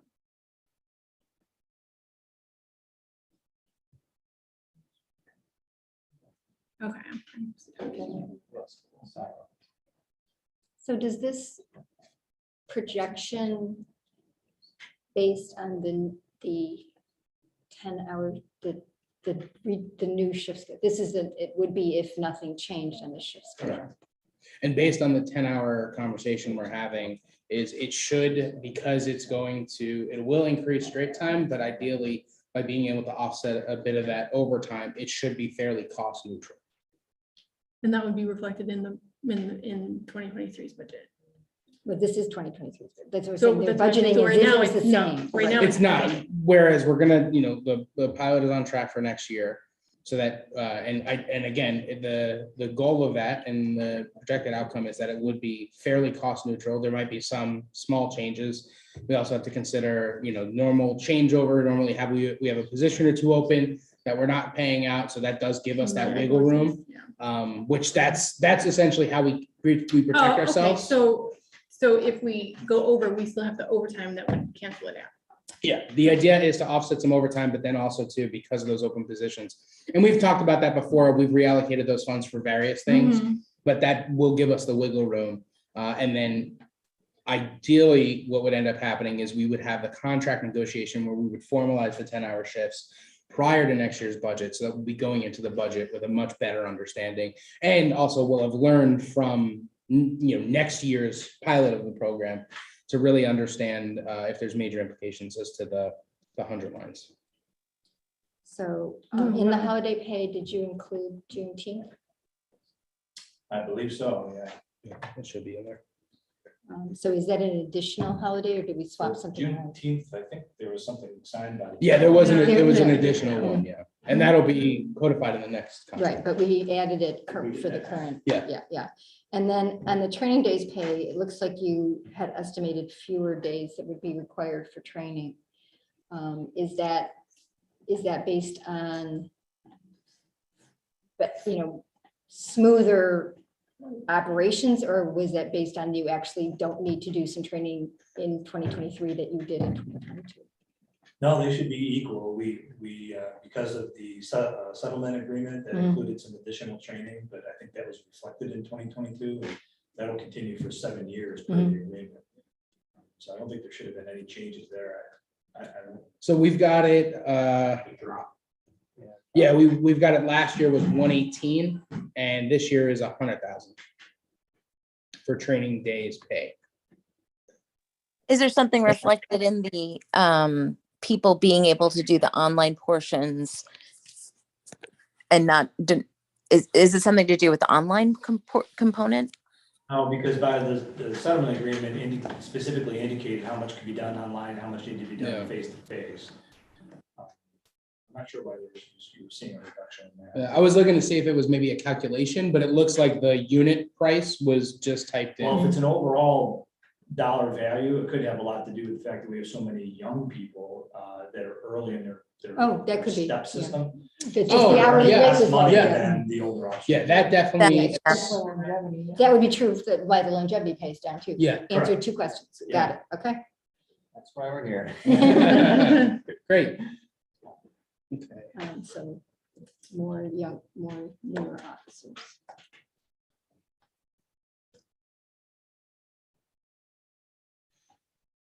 And of course, you have to budget as if you have all of them all year, but Yeah. We don't it's a yet. budget for a full complement. so Yeah. how many, you got some in training now, how many are actually ready to join?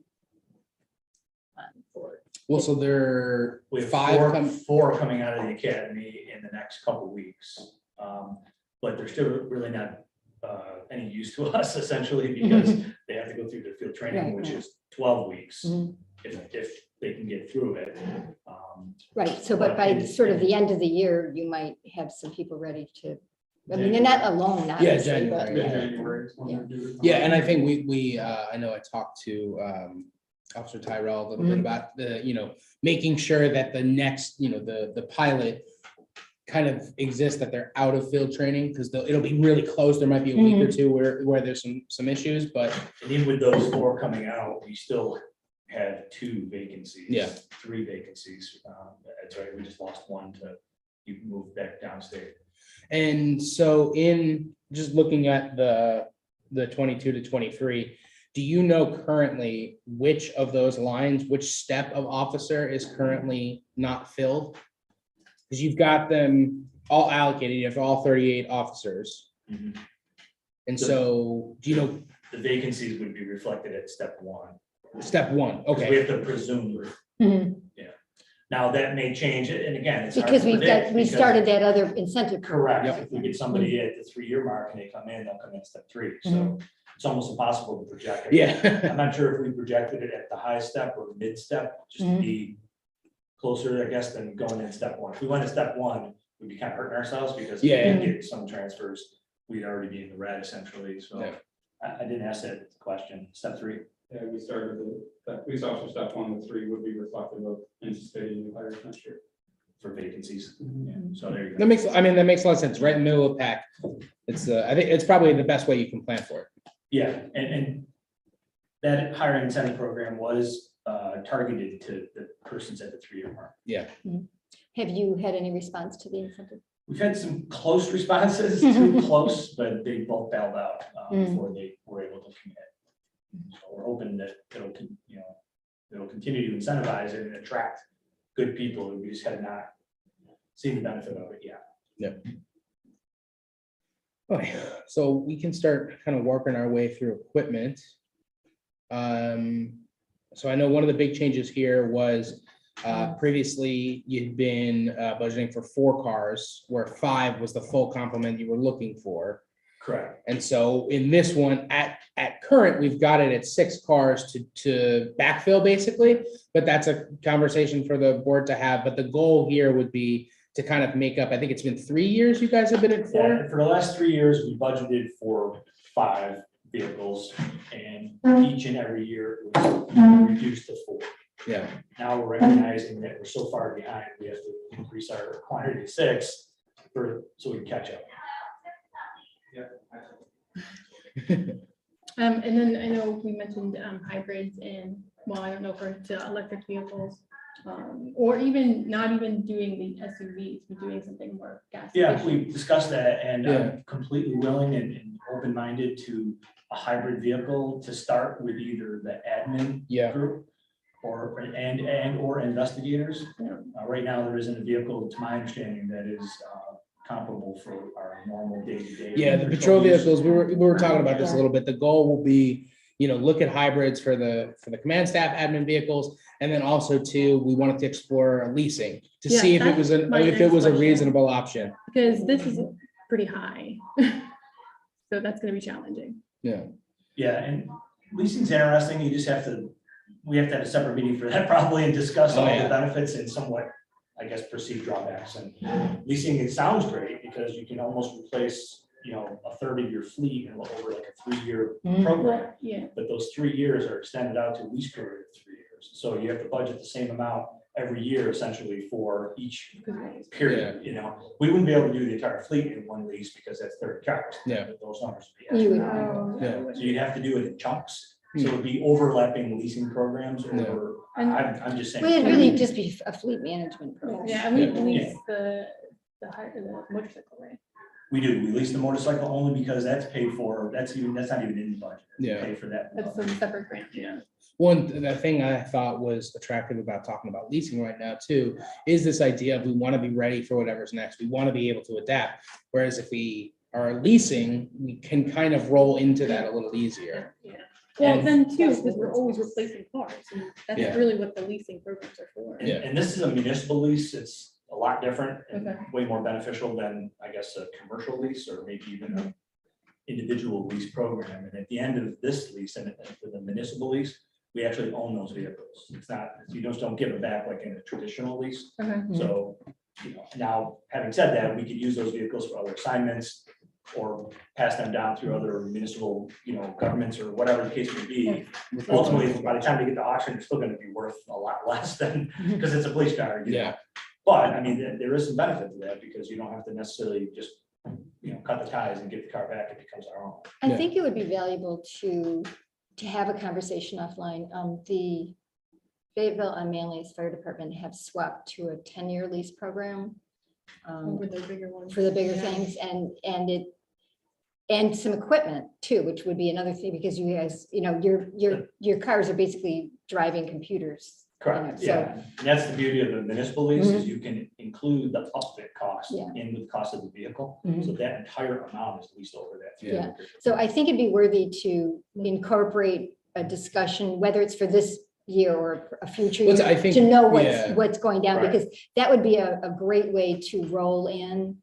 You say 1 out of 5 is a hybrid every time, and you just sort of gradually Yeah, kind of get figure- through it yeah. into it. Well, it's also Because too they don't having- manufacture them. I mean, they can't keep up with Yeah. what the demand is, so. Right, and I mean, if you're talking about either hybrid or full EVs, those batteries only last so long. So Mhm. if you release them and you did sell them outright, Mhm.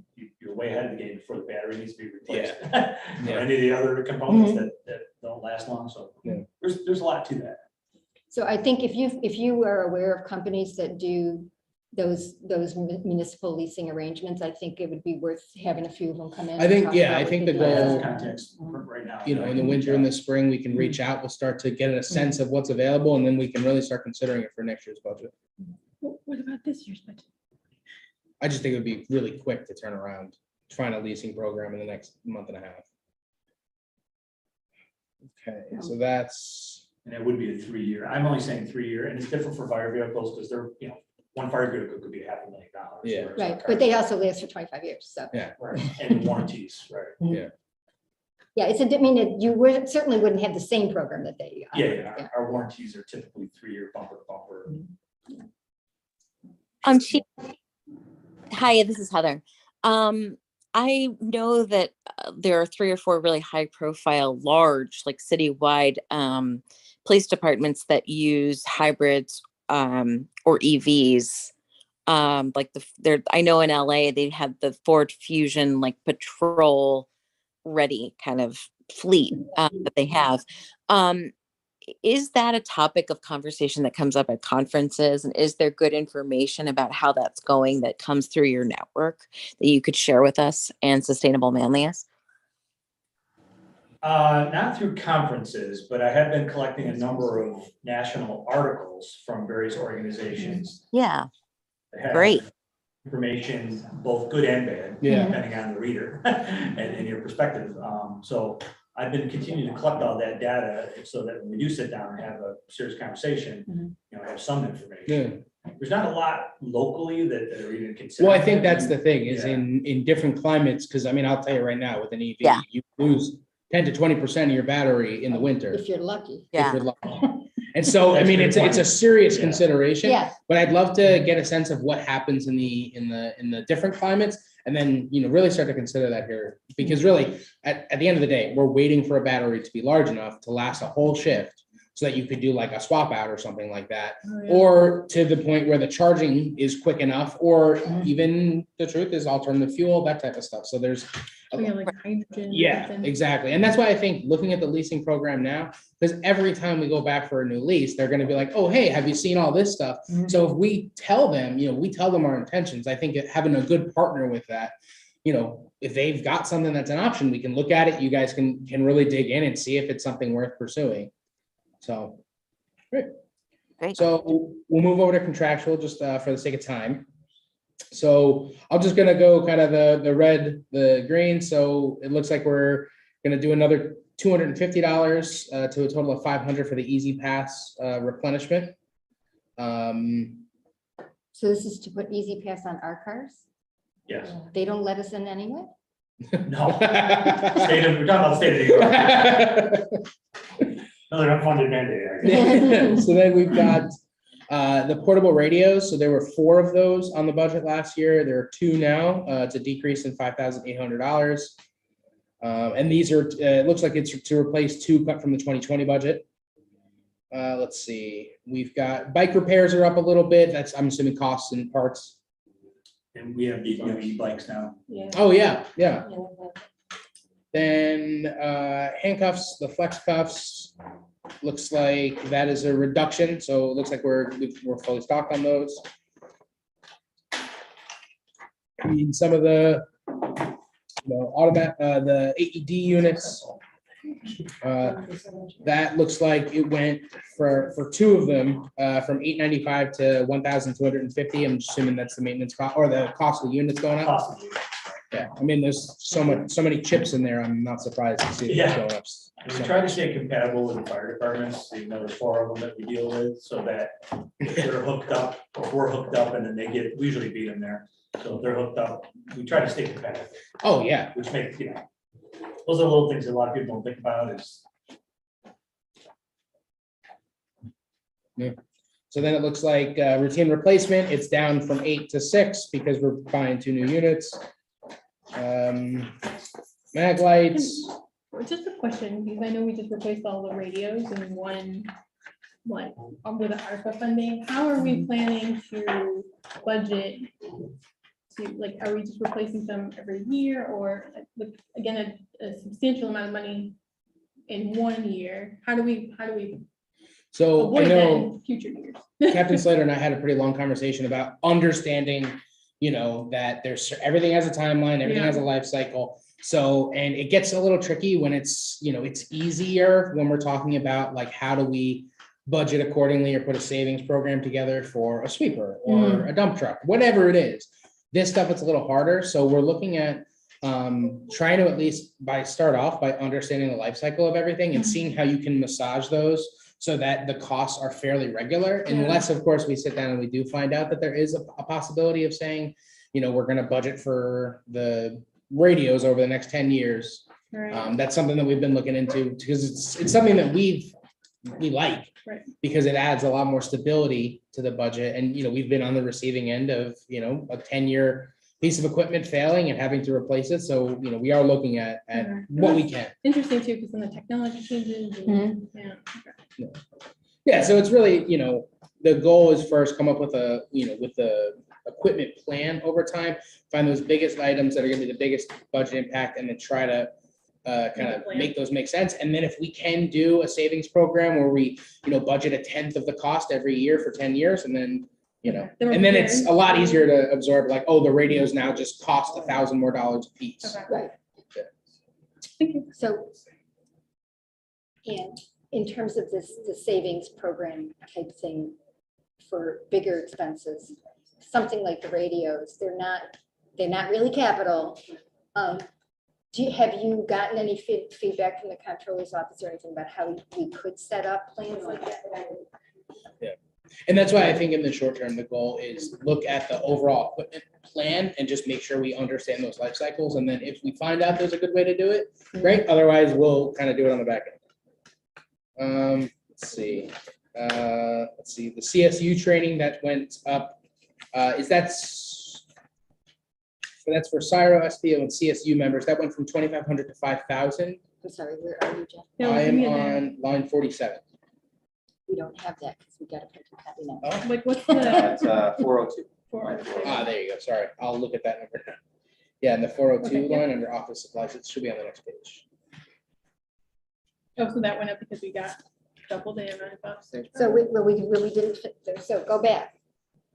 Traffic, we had, I thought we were doing all the reds and greens. Yeah, so traffic counter, So we got a traffic counter. Did we not have one before? I think you said this is the one, the little Near more left. sophisticated.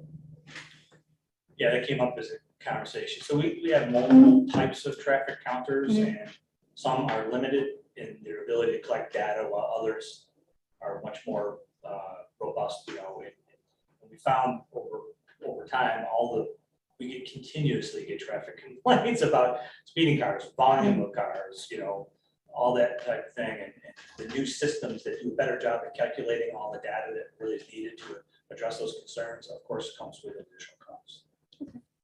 And then the budget adjustment for the workplace harassment training is a different color? I think that's just highlighted. Well, there's other places where that color comes up. So what does the orange mean? Orange was the unknown because of the fact that my understanding was the fair house for that one. Yeah. There's a chance we could be going with somebody else. Yes, or the price would change. Yes, okay. So the orange isn't one continuous, I think, it's later down in there where you see it. Few of them, there were just variations as to why it couldn't be exact on pricing. Yeah, it looks like some of the other stuff is just waiting to find out what prices are gonna be. Yeah, that's reasonable. We just didn't know what orange meant. So then so that's the CSU training. I've got it that it's one item or, one quantity and the price doubled. Is that, it's basically what we're dealing with? And plus we've added to CSU as well, whereas before we had, because of our staffing limitations, we had limited numbers in CSU. We've now come up to the numbers that we really prefer in that unit. For the most part, as long as we don't continue to lose people. And because we ask so much of that unit, we wanted to increase the training to keep up to speed. They're doing a phenomenal job. And I put them in that position really quite fairly without comprehensive training. But it was such a brand new concept. We didn't really know what kind of training was even required. I reached out to another organization through ICP called Crytech. And I had to cancel a meeting with them last week that we rescheduled. And they're going to help us with that. So there might be some flexibility in that line item as well. Yeah, that's great. So then next up, annual membership dues. Looks like those are just going up or we're buying an additional one. Can I ask a question that I haven't asked before about the money that comes in from the Police Benevolent Association for training and for support of the CSU, maybe the items that CSU gives away? Can you just help us as a public understand how that shows up? There's not much that the PBA contributes to our budget process. They occasionally will help out with some minor programs like purchasing coloring books for the kids or crayons or other like giveaways that we do a lot of our community functions. Okay. That's not reflected in the budget. Okay, they're just additional things. Yeah, right. We budget for the same, just in case we go to the union, it depends on, just in case we ask them and they say no, then we have some. Yeah. Awesome. Thank you so much. So, under training and association and dues, looks like just we're either buying, so like the annual subscription for Dropbox. So are we buying a second? Because it was 50 and now it's it's two F-50. Are we buying a second CNYA COP member dues? I was out of the association this Great. year, so we just budgeted for appropriately for next year. It really should not have changed because Kevin was also a member and he added one. That was for state chiefs. Same for New York State Chiefs. Either way, it's reflective now of what's going on, so that's. Yeah, I belong to all of the associations, but you know, the one that I thought was most beneficial for the captain to be part of was the state chiefs association. Definitely. It's bigger bang for your buck, whereas I can attend the other meetings and bring back what's needed. Yeah, sounds great. See, then there's the So we added a sidekick. UA sidekick membership. Airspace required for airspace authorization request. Is that for the drone? Great. Some of our unknowns are the police magazine, physician's desk reference, and driver's license guide. So we'll wait and see what those end up being. 2,500 for a new ID printer. That's just to replace an older unit, I'm assuming. Correct. We went through about 30 cards trying to print two the other day with all the issues I've Oh, had. jeez. And just so you're aware, that's a shared services. We print cards for the other villages. Okay. Using our system. Yeah. So it's another shared services piece. I know that's not ideal, but we do it as a courtesy, so. Makes So it sense. gets somewhat used triple Yeah. use. That's good. So we have vehicle upfitting.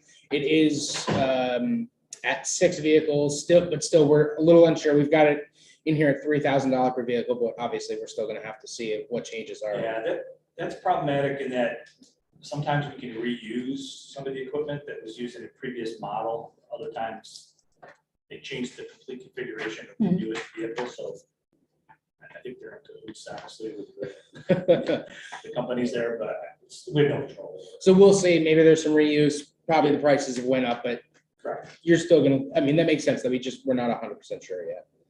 And then I would guess that's about the same for the new patrol vehicle equipment, center consoles, cages, MCT mounts, rear prisoner seats. The line item cost for that went from 2,500 to 3,200. Sense. Not normal increase, but It's also up from 5 to 6 cars. Yeah, that too. Yeah.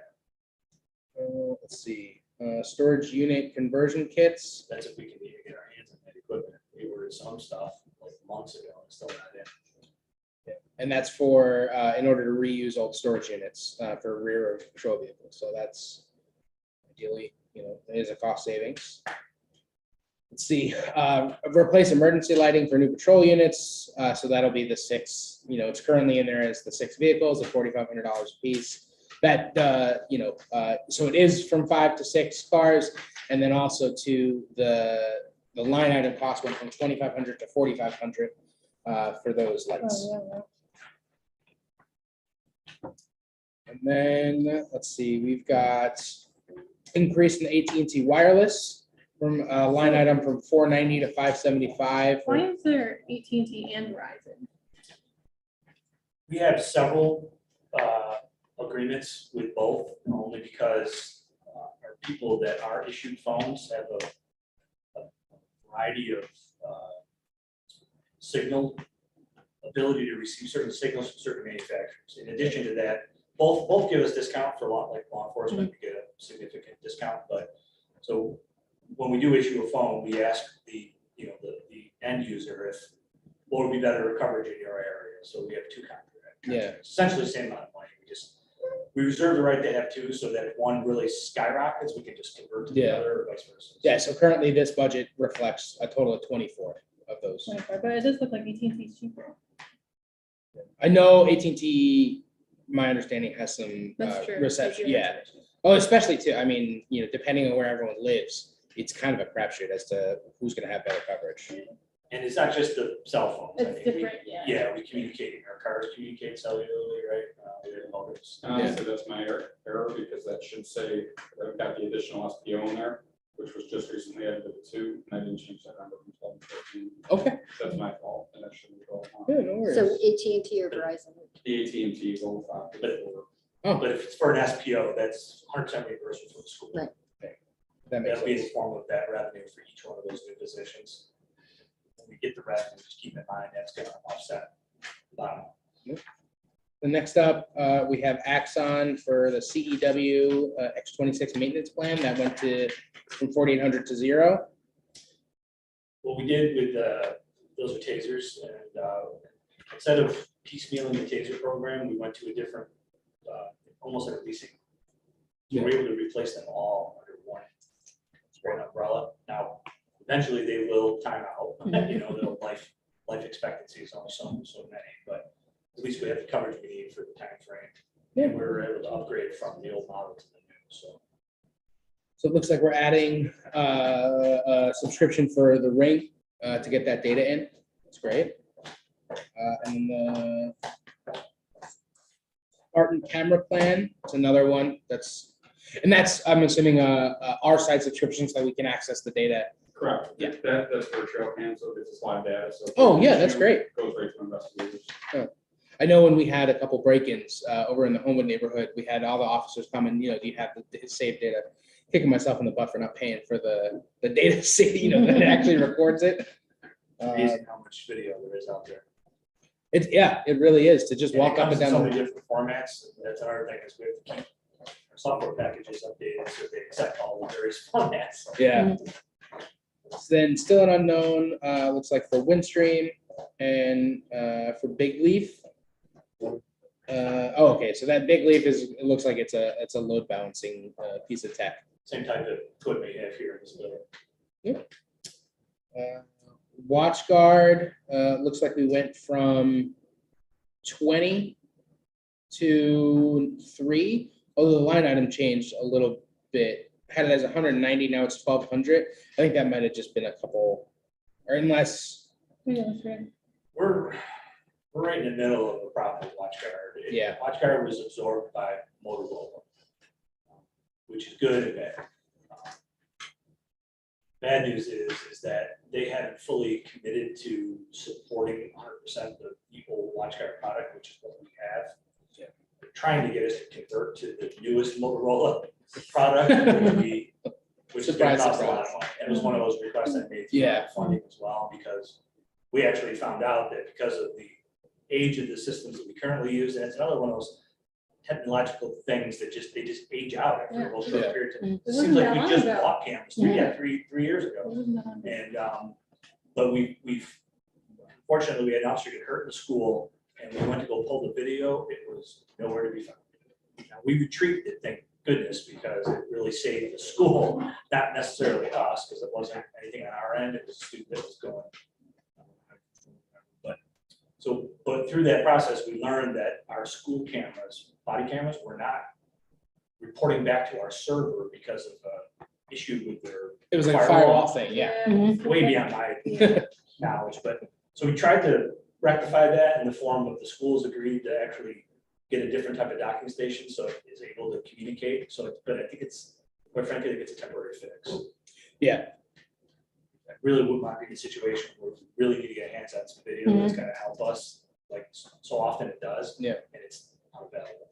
So that's going to be something we have to look at because, it's the same thing, Android, iPhone, you got to stick to a system and, they've made it clear that the independent company we were using is no longer independent. And so we're going to have to shop around and figure out what the right solution is. And the county just went out and looked for body cameras as well, I don't know what they use. They went with the Axon product, which is the company that makes tasers. Okay. That's a company that we had at one point before we switched to our recent. The reason why we switched is because we were having a lot of data issues with Axon. Okay, so no win solution. Yeah, basically. Right, Axon primarily wants you to go to cloud storage because I And they see. can keep charging they you. literally give you the camera, but they charge you per call. Okay, And I changed that. I went from cloud to local. Yeah. We have a dedicated server, so Yeah. we control the data. So it's good and bad. Everything's good and bad. Okay. So then it looks like evidence.com, we zeroed that out. That was the cloud storage and 6 licenses. ADF software, cell phone extraction maintenance agreement. That's just a reduction in about $1,000. The technology is not as Well, it's still great, but when we were paying for it before, it was way more expensive because it was fairly new Yeah. and limited. Now, a lot of agencies have it. Oh, great. Not often you see a reduction in cost. Let's see, we've got small change to the document management system. I'm assuming that's just the cost of the program going up. Yep. And then for the Guardian Alliance Technologies to track candidates during selection process. That was the software we had to go to because of the new New York State legislation on tracking Yeah. complaints against officers and our mandatory requirement to report to the Attorney General's office when one of our officers get more than 5 complaints in a 3-year period. Okay. It was impossible to track otherwise, so we went to this product called Guardian. We've had our doubts with it, but hopefully the manufacturer there is helping us get through some of the glitches. But Yeah. And I mean, it looks like the total cost is about $5,000 all told for Guardian. So plus, as part of auto discovery, which is another legislative change in New York, we now have to report all discipline on police officers to the district attorney's office within 15 days of arraignment. That's done all electronically. through them, So we had to have an equal and electronic process. All those mandates they came out, it all is directly reflected. Yeah, One you're way or saying- another. That's what- So we've got Crime Dex for CSU tool for tracking larceny suspects. There's 4, looks like 4 licenses at $79, so it's pretty small impact on the overall budget. Cortico, that's the EAP mental health app for the members. We've got that newly in the budget, and we had the second year, we had like a half match. First year is 100%, second year is 50%, and third year is going to be our choice. Yeah. So then Offender Watch, the sex offender tracking program, that's new. As far as I can tell, and I'm assuming that's just a new piece of technology. It's a county thing, really. The county bears a bulk of responsibility for managing sex offenders, but we reserve the right to monitor, manage our own to a certain extent, like notifying vulnerable entities and that kind of thing.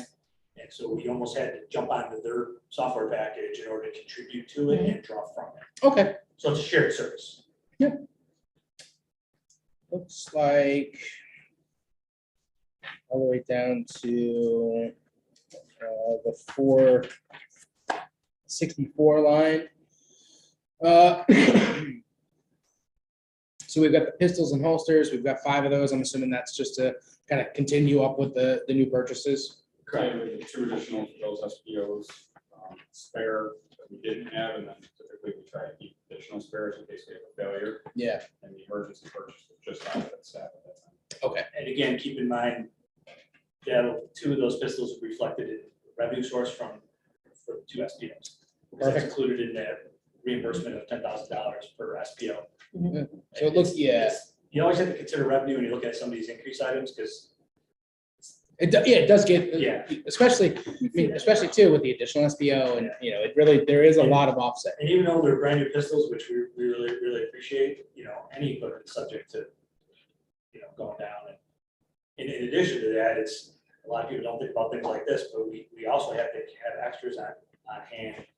God forbid, in the event that one of the officers gets involved in shooting, we have to take the pistol from them that's involved in the shooting incident and then replace it with a pistol. Oh, yeah. And a lot of people don't know that, but we have to keep plenty on hand. Yeah, you have in the to, yeah. event that, God forbid, does not happen. So then it looks like 40 millimeter training kit. That's new at 320. The beanbag rounds, got that, it looks like $8 a piece. A slight reduction in cost per unit by going from 50 to 60. Still very minor impact to the overall budget. Ammunition for annual training and qualification, that's up from 18 to 25. I'm assuming just the normal cycles of people having to requalify. Duty ammunition from 4 to 5. Pistol marking rounds for in-service training, that's a new one. It might be a new type of round I see. for the new weapon system, but we've Yeah, always we had had- those in the budget for training. Yeah, that makes sense. It's an invaluable training tool. Yeah, and it looks like a couple other cost increases for ammunition. The weapon lights, looks like, it was probably just a one, it was $1,000, so that's in there now. slight reduction at 5 units for $190. That's to bring up so that you guys have a full complement that you need. Let's see, looks like we're restocking some rain supplies. The cost of, let's see, oh, it was previously the DT training suit, mat tape, gloves, etc. That's in there. And then SPO equipment, that's another offset. That's for the new SPO. We've got one in there at 10,000. It's like OC spray. Well, that's confusing though, because Yeah. if it's $10,000 that we're being replaced by the school, With the form of revenue. but then the other cost in here, the additional cost for the SPOs that we've been going through, I thought that would cover this, would cover that. So that's where under SPO equipment, it says duty weapon holsters, etc. So I guess that's the question is you have the 5 new pistols and holsters. Per officer, that's okay. So is that, yeah, Got it. that makes sense. Right. So let's see some other changes here. Axon air cartridges, routine replacement. So that's just something that kind of The changes whole over taser. time. Taser contract. Let's see, training for the tasers, all fairly minor increases. And then it looks like there was a significant price increase and an increase in the number we need for the Axon CEW training cartridges. Full complement of all the training. Let's see, and then we're down to protection gear. So you're down on drug identification test kits. It looks like either the price went in half or just buying less. Let's see. Some reductions in crime scene investigative tools. Evidence labels, again, I'm assuming that's just you guys have a rolling stock. You don't need that many this year. Or we've got the stock on hand. That's a county system that we contribute to as well. Okay, yeah. And then the digital point and shoot cameras, new cameras needed for patrol cars.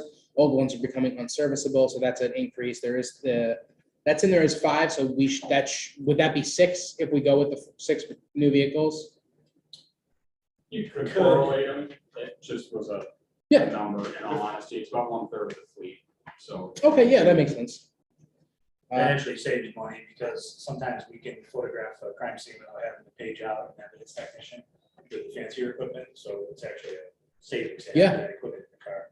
That's great. And then it looks like, I think some of these were marked, maybe marked from a previous budget, but for the most part, the cameras are as is, no changes there. And then, let's see, looks like a cost increase for UAS equipment, even though it is tagged green, but that looks like it's a small, not small, it's about a 25% increase of the cost of that. And then I know the crime scene barrier, we didn't have one in last year's budget, but this is buying, was this the one that you were saying that's like configurable or something? Yeah, it's the pop-up one that we. We had one and we learned that during an unfortunate fatal accident that we needed more than one. And we needed it to be either taller or flexible in some way, so. Yeah. To respect the person that kind of. Yeah. The media has drones, I don't know if it's gonna help. So we're seeing, got revenue, so increase in revenue from the previous year is 14.51%. So that's more than likely a lot of the SPO changes. Let's see. Yeah, the SPOs is a pretty significant increase in revenue. And then it looks like for most of the programs, you're bringing in maybe, an extra 2 or 3% for some of these things. Reimbursement for the vests, that did drop, but it's the way these things kind of go. Sell police vehicles, so we've got that in. I know you said there were 6 vehicles, I think, that are ready to go. What do you mean, ready to go? That, was it 6 that were possibly gonna be at the end of their life or ready for auction or? Oh, ready to, For next, Yeah, for next. over the course of next year, yeah. Yeah. So I know we had talked, you definitely don't want to budget that all of them are going to go to auction. We get a lot of requests for those to go to different departments. And then also too, if a car is totaled or something like that, we need a backup. So that's estimated revenue.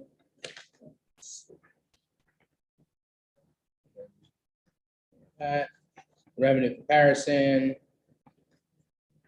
comparison sheet, capital improvements. This is where the in-car video system. So this is another one of those things that we're going to have a little bit of a larger conversation to say, you know, this is just, I mean, again, it's just like a cell phone. At some point, you know, you can keep a cell phone for a long time, but at a certain point it does age out and it's just not going to work.